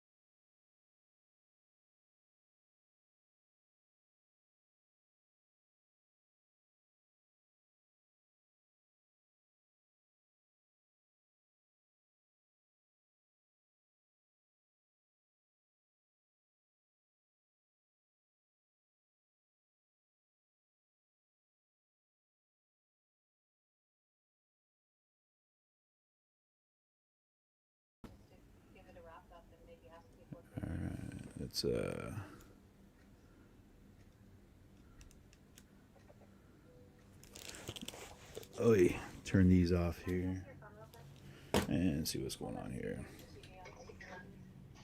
Why won't this turn off? Here we go. All right. What's up? Hey, I'm just doing a mic check here to see if anybody can hear me.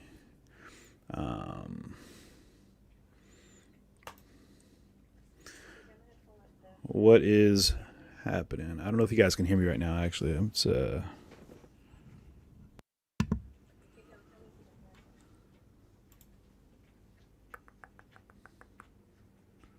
you hear me? All right, cool.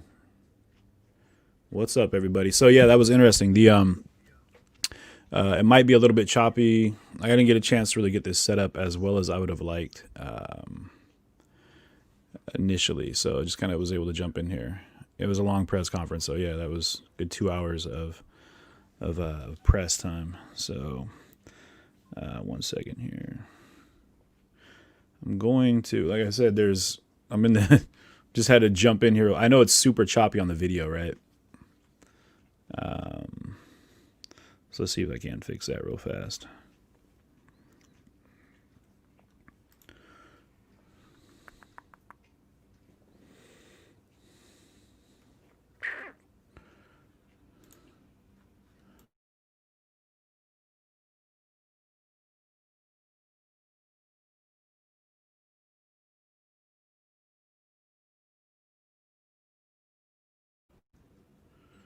All right.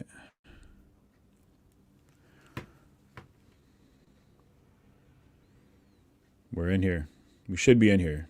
If it's a little jumpy, I apologize. But either way, I just want to do a quick recap on what went down just now with the press conference. So we were watching 2 different things there. We saw the all right, cool. Yeah, I can't hear myself right now, so I'm just assuming that you guys can hear me okay. So a couple things happened. In the initial press conference, one that we wrapped up with right there, what they did say was that there were no charges that were going to be filed against the officers involved in the shooting of Jacob Blake. So that they did that in the first couple minutes, and they spent the last however long, hour and 50 minutes probably, explaining why those charges weren't going to be leveraged against the officer. We cut over at one point to the family of Jacob Blake and an interview that they were doing with a press conference they were doing. And they said what they're going to do is they're taking it to DC. So they're going to push further. They're going to try to take more steps and try to gain more traction on making a few things change with the case. I don't know if they're going to appeal the case. I'm sure there will be appeals. I'm sure they're going to probably push, keep pushing and keep fighting that fight.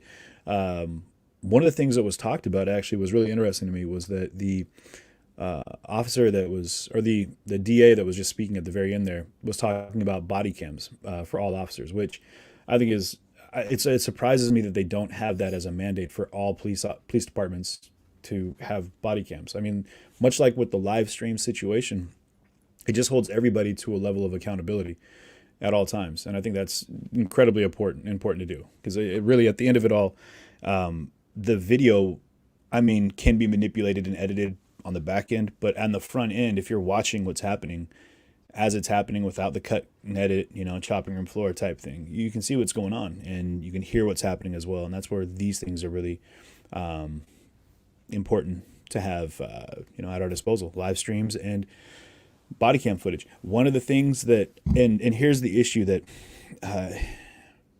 someone said in the comments, and I wish I could scroll back and see it, but they said, if the police departments are defunded, how are they going to afford body cam footage or body cams for everybody? Sorry, this mic keeps falling down on me. So, good question. And that's tough, because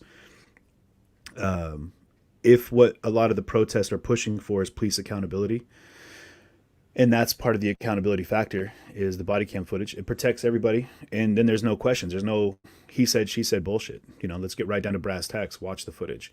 I did see that in some of the cases they did pilot programs with body cams. And one of the things that they said was that the reason they scrapped the entire program was because initially the police department said that they wanted to have 24-hour access to the footage before it was released, before it became public domain. And they said flat out, they're like, no, we're not going to do that. You shouldn't have an opportunity, because they said that what would happen then with that footage is it would be used as a coaching tool for a police involved incident. And they didn't want that to be a case. So they said that everyone should have access to it at the same time. And I don't see why not. That's what I don't get, is I don't see why there shouldn't be body cams at all times. If you're carrying a gun and you're out doing your job, and in the course of your job, you might end up shooting somebody, like killing somebody may die at the hand that you're holding, and with the weapon you're holding in your hand. I personally, if I were a police officer, I would absolutely want to have I would carry my own body cam for that purpose exactly, just so that there was no questions. I would, even for my own peace of mind, because I know in moments of heightened, stress, and, they talk about it with soldiers.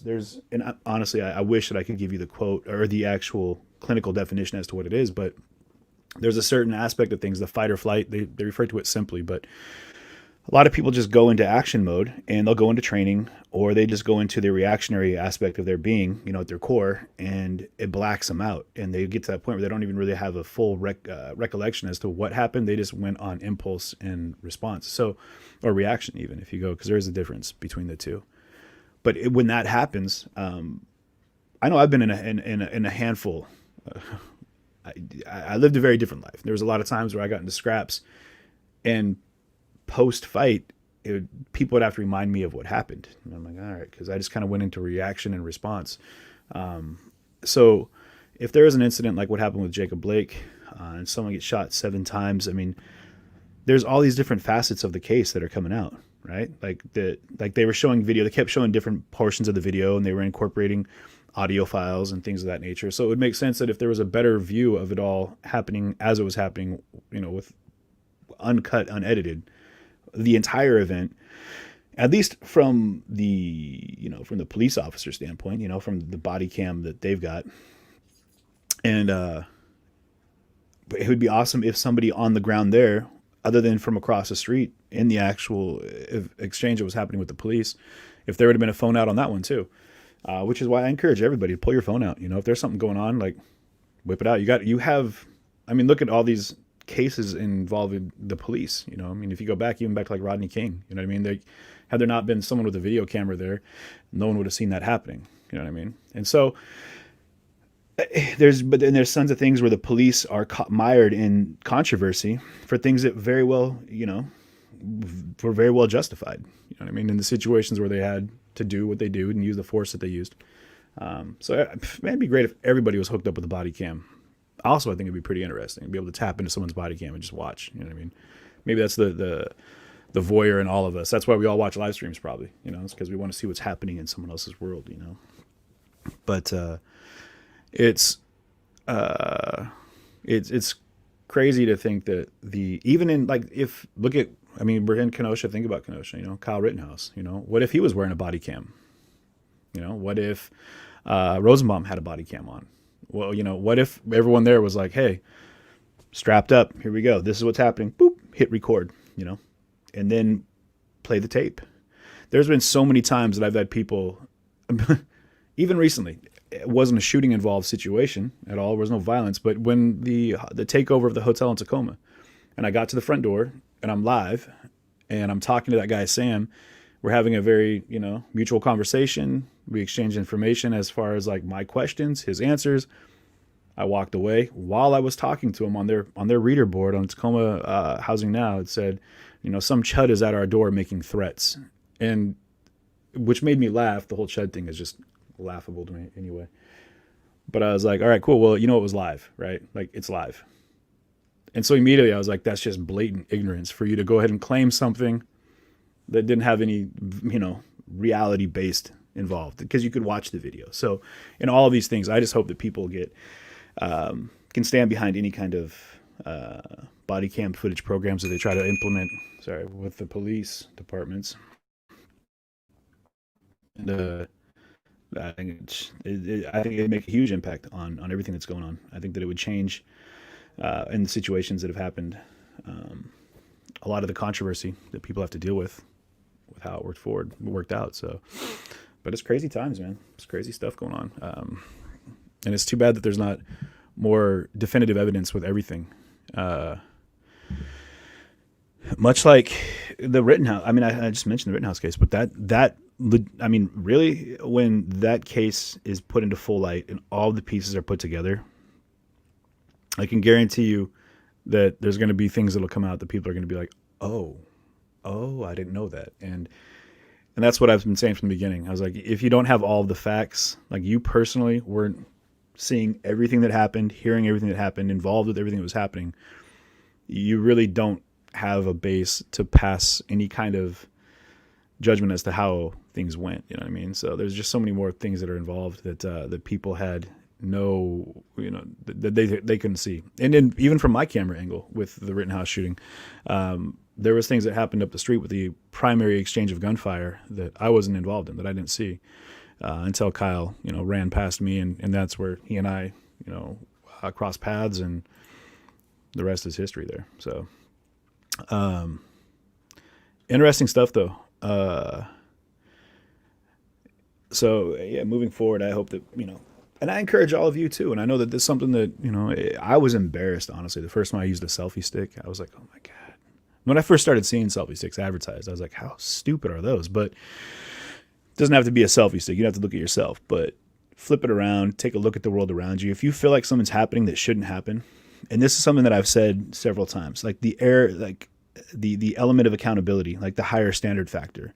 And this is like a quantum physics thing. Like just by mere observation, it alters the course of, the world around it. So if you want to see something kind of funny, and maybe I could pull up a link here, maybe any one of my mods, if you go in, there's like Dr. Q. It's like a cartoon animated thing called the dual slit theory. And I watched it and it blew my mind. I was like, oh my gosh, it's this little like kind of a breakdown of what quantum physics are all about. But what it's talking about is through mere observation. It alters the course of the world around it. So, and I've seen it happen several times, where someone is getting ready to do something and they kind of catch that glance and they see people with cameras, and it's like, I'm going to stop what I'm doing. I'm going to put that brick down. I'm not going to throw it through the windshield of this car, which is what I was speaking to directly. Someone is literally about to smash in someone's windshield at a four-way stop. And they looked over, and I'm standing there, like with a wall of people recording this. There's tons of people there, and they were kind of like, oh, wait, maybe I shouldn't do this. And immediately I was like, oh, cool. Well, there's a higher level of accountability there. There's a higher level of, of standard that people have to hold themselves to. And that's not just on the people side, it's on the police side as well. When you know that you're being monitored, I would hope that through mere observation, you know that you're going to hold yourself to a higher standard. And that needs to transcend not just body cam footage and video footage, just in the mere representation that you carry with you out into the world. I think that's important. And I was talking about this the other day, but I think it's important now too. One of the things that Jay Roberts, guy down in a really prominent voice in the black community down in Portland, was talking about, he said flat out, and like I said, the other day I just mentioned this, but he said every time he walks out in the street, he represents the skin that he's walking in. And so he holds himself to the highest level of excellence that he possibly can. And I think that should be symptomatic across all boards, transcend every race, every creed, every denomination of religious fundamentals. Like, if you represent for your people, your beliefs, your ethics, whatever it might be, like, whatever banner you carry, like, hold yourself to the highest level of excellence, because you're going to represent all of everyone else, regardless of being an official spokesperson or not. But, yeah, like Henry Ward Beecher says, hold yourself to a higher standard than anyone else expected of you. Never excuse yourself. And it's exactly what'll get us to a better place. Is that I know police, when they put on the badge, when they wear their uniform, they have to appreciate that, like, every one of those officers that's out in the streets, they represent every other officer. And so if they hold each other to a higher level of accountability and a higher level of excellence, there's going to be a better performance, and just like with all people, I know that, like, when I first started covering protests and whatnot, like, I got a lot of grief just for being white, just for being a white person out covering like a BLM rally. And,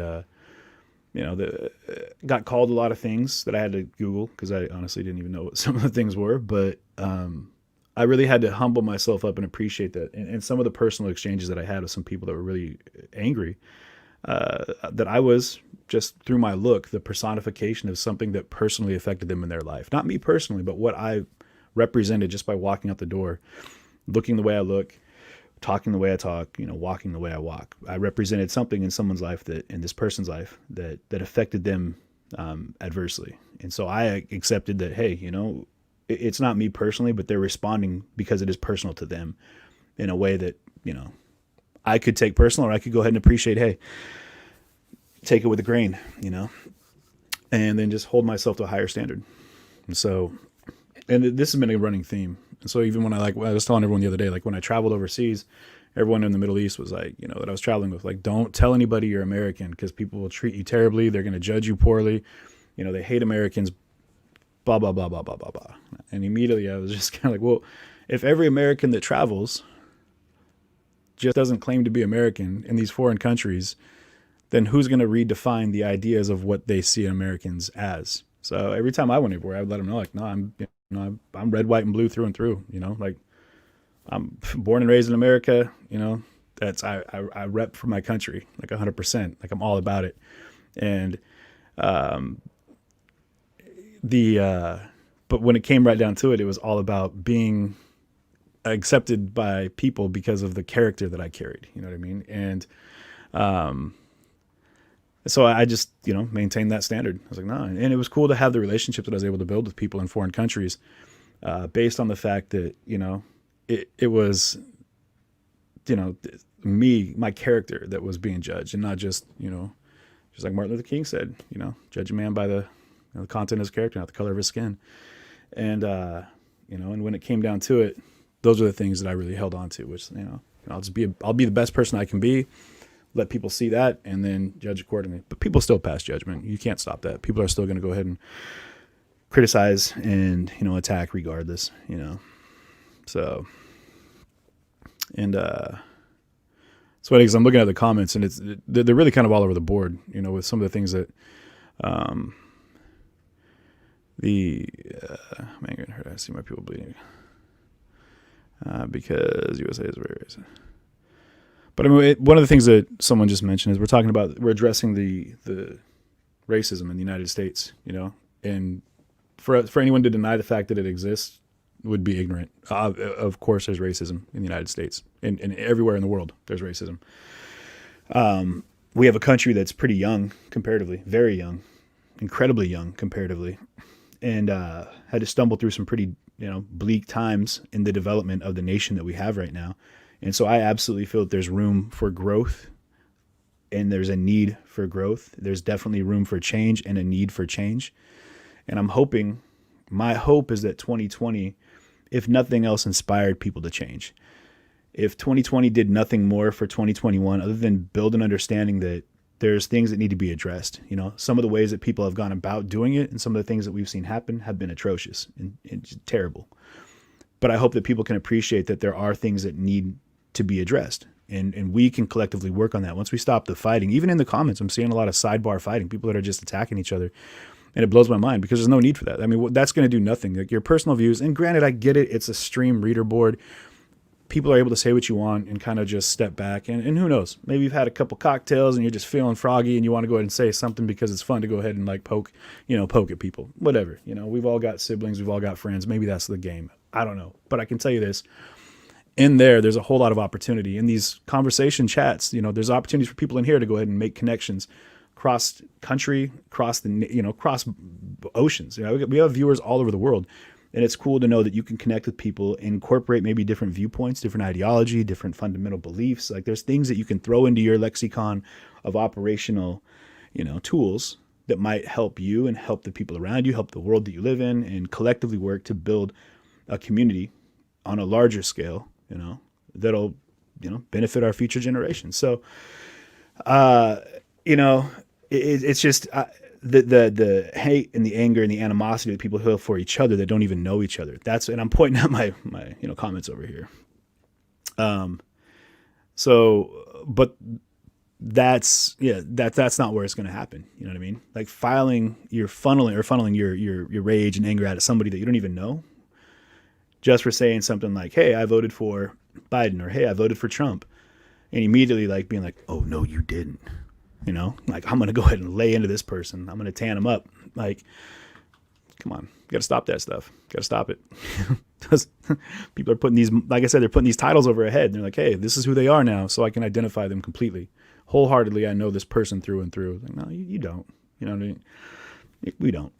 So, but yeah, so today was interesting. I think we all kind of knew what the verdict was going to be, though, in Kenosha. I mean, you had the National Guard present. Businesses were all boarded up. They rebuilt, they put up that sacred fence again. I mean, preemptive, release. I think we all kind of knew how that one was going to go, which is interesting when you think about, unfortunately, I was working, so I didn't get a chance to catch the earlier Rittenhouse. I know we had it posted up here, and I'm going to go back and rewatch it. But Brandy, yeah, there are no charges being filed against the officers involved in the Jacob Blake shooting. Brandy Davies is asking over on Facebook.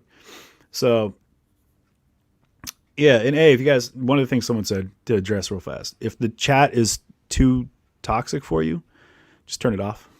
Just swipe it. I think you can swipe to the right and it'll go away, and you don't have to look at it. Like, you don't have to engage in anybody here at all. That's something to keep in mind. Another point I need to make for everyone, and this is something that came up yesterday, is that by covering a story doesn't mean that I am the story. I'm literally just giving everyone a chance to see what's happening. Like, you're looking at me now like I'm looking at things out on the streets, things that are happening. It doesn't mean that behind my camera I've put on a uniform and have filed the ranks for whatever it is I'm doing.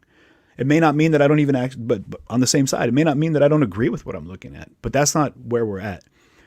I'm also not represented by all the comments in my feed. And that's something that I hope a lot of people can appreciate, that like, because there might be something said in the comments, that's not coming out of my mouth. So again, I hope that if you know me and you've been watching me for a while, you know what I'm about. You should have a pretty good idea of what I'm about. So if you're looking at comments and you're using that to judge what I'm about, I hope that you can reframe the way you operate, because that's not going to get you anywhere. It's honestly, it's going to be you're going to find yourself really confused. But yeah. Either way, so direct contact is the best. It's basically like a body cam footage situation here. You know what I mean? Like, get to know somebody based off what they're doing, what they've done, what they say, the things that they personally are involved in. Don't judge people off the banner, or even like their handle on Twitch. You know what I mean? Come on, we got to stop that stuff. Melts Glass, to answer your question, I will not be in DC tomorrow. So, for a couple of reasons. First, I got work, like I had to go back to a 9 to 5 to help, pay bills. So, but also, I've been in DC, I think 5 weeks out of the last 7. And I'm wore out on it. Honestly, I'm super wore out on DC. I already know that right now, there's people gathering already. From what I saw on the Liberty Square or whatever, there's probably like 1,000 people there already doing speeches, pouring rain. The issue that happens in DC is so many people are there that it's jammed up. So doing a live stream is almost impossible because there's no signal available. So until the evening, right? So the daytime when all of the speeches are happening and all the opportunity to kind of understand why people are there, you miss out on that. I could pre-record it, then, upload it later. But then again, we could just upload any video that we find and, you can watch it here later. We'll probably do that anyway. We might have people on the ground. I think my sister might be out there. There's a chance we might have people there. So then we have to wait till the evening, right? And in the evening, things go down in the darkness of night. And every time I've been there, like every time, it's gotten real froggy, and people have been getting stabbed, people are getting beat, people are getting, really hurt. And that's wearing on me. It's wearing on me. Like, I'm just getting tired of it. I'm getting really tired of being like right beside people that are just getting their head kicked in and not, I'm not there as security. Keep that in mind. That's something I had to make a point on with the first exchange with the Proud Boys and Antifa, that everyone is mad because I didn't break up every fight that was happening. That's not what I'm there for, first of all. Secondly, I can't do it. Like, there were a handful of times where I jumped in when people are getting excessive, like getting beat on the ground, and I was able to pull people off and like get them stood up. My own sister jumped in and pulled people up off the ground and stopped people from, like, there's a human factor that comes in regardless of what side you're on, where you have like the humanitarian stroke that'll step up and say, hey, this is too much. I've never done someone on the deck. And by that, I've been in plenty of fights in my day. Not something I'm proud of, but if someone goes down, pick them back up. You've already done your part. They're down. You win. Pick them back up. And if they want to keep going, have confidence in yourself to put them back down again, or be done with it. You know what I mean? So, where I'm at now is I have no problem being here, being able to actually do something that's going to be uninterrupted live. We'll gather things that we can from there. But honestly, one of the next trips I'm looking to take is back to Kenosha. I'm looking to talk to some of the business owners in Kenosha that have been affected not just by the riots, but by COVID. A lot of the amazing people that I've had a chance to build relationships with out there. And just being a part of that community out there, being invited into the community in Kenosha has been incredible. And if you guys haven't had a chance to check out Kenosha, it's gorgeous. You know what I mean? Google it. If you don't know where Kenosha is at this point, you haven't been watching the news because it's been all over. But some of the things you haven't had a chance to see, and I hope I was able to showcase that as much as possible while I was there, is the beautiful nature of like the old world construction. It's an old world it's like an old school industrial town. And it's got an incredible like lakeside property. There's beautiful like turquoise blue water and beaches. It's just a beautiful place. So, and Carol Polson, I appreciate the wish of good luck. But Kenosha is still as amazing as it ever was. You know what I mean? One incident isn't going to define a town and, tear it apart. You know what I mean? As a matter of fact, what I saw in Kenosha was amazing. I saw people step back up. I saw people bond together. I saw a community rally. I saw people from uptown and downtown, that coming together and defending their streets. I saw people doing incredible things. So that for me was a powerful time to experience the ability of people to be resilient. So, Carol, you're crazy. But when it comes down to it, there are going to be plenty of stories coming up. Guys, 2021, let's not be simple about this. 2020 wasn't the worst of it all, guys. There were some incredibly terrible things that happened in 2020, but 2020 was kind of like us stretching out and becoming a little bit more acclimated, like the way you cook a frog, apparently, right? You don't just throw it in a pot of boiling water, it'll jump right out.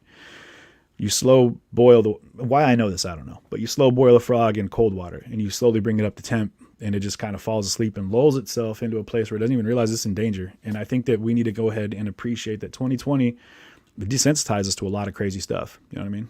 And I hope that 2021, we can remind ourselves that there's some things we need to get back to, some fundamentals that we need to get back to.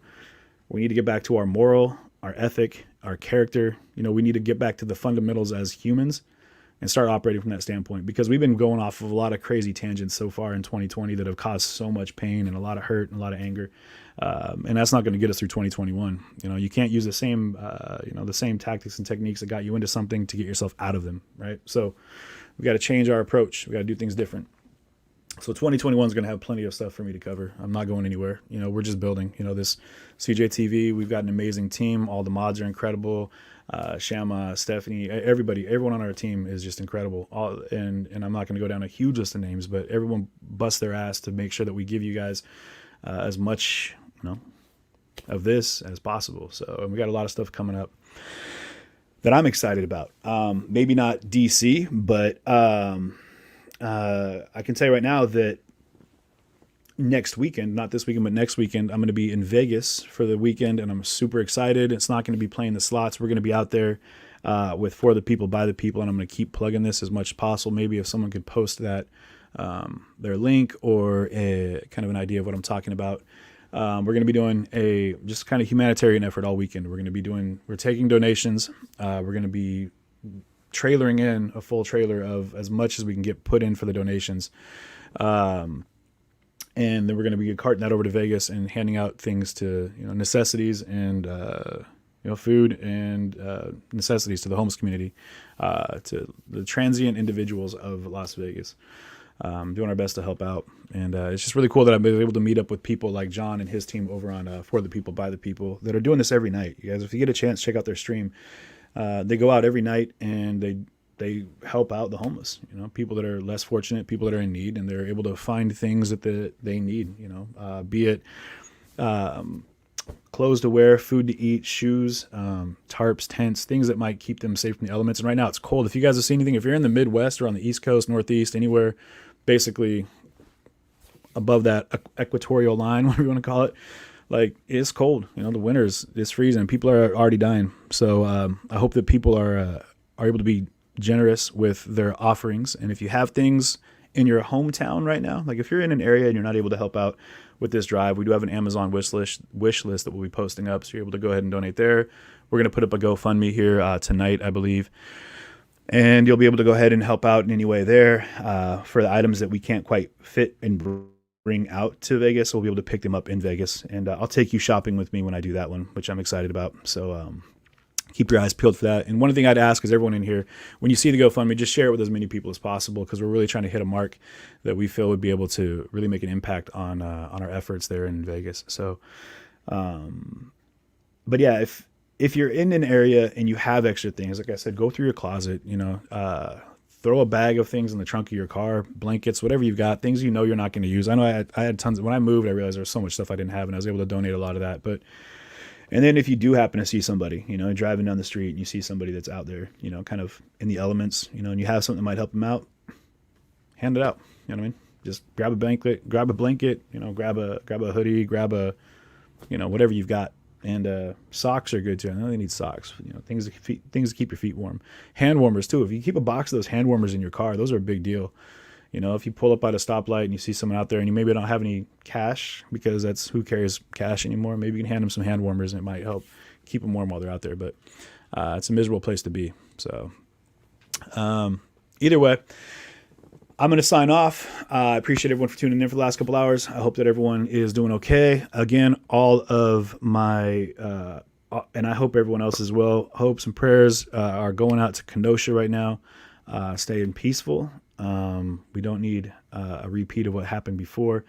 DC as well. I know there's a lot of groups merging in DC that are going to be conflicting viewpoints, and I'm hoping that people can just appreciate that you don't have to agree with everything, and you can agree to disagree, and you can agree to just to not even want to try to agree. You know what I mean? But it doesn't mean it has to be conflict. You know what I mean? You can go ahead and everyone can stay in their own bubble. You don't have to attack anybody. So just keep it peaceful, and hope for the best and pray for the best. But keep yourself prepared, guys. And but keep in mind, a lot of good stuff coming up. So keep your eyes peeled for that. And I appreciate you guys tuning in.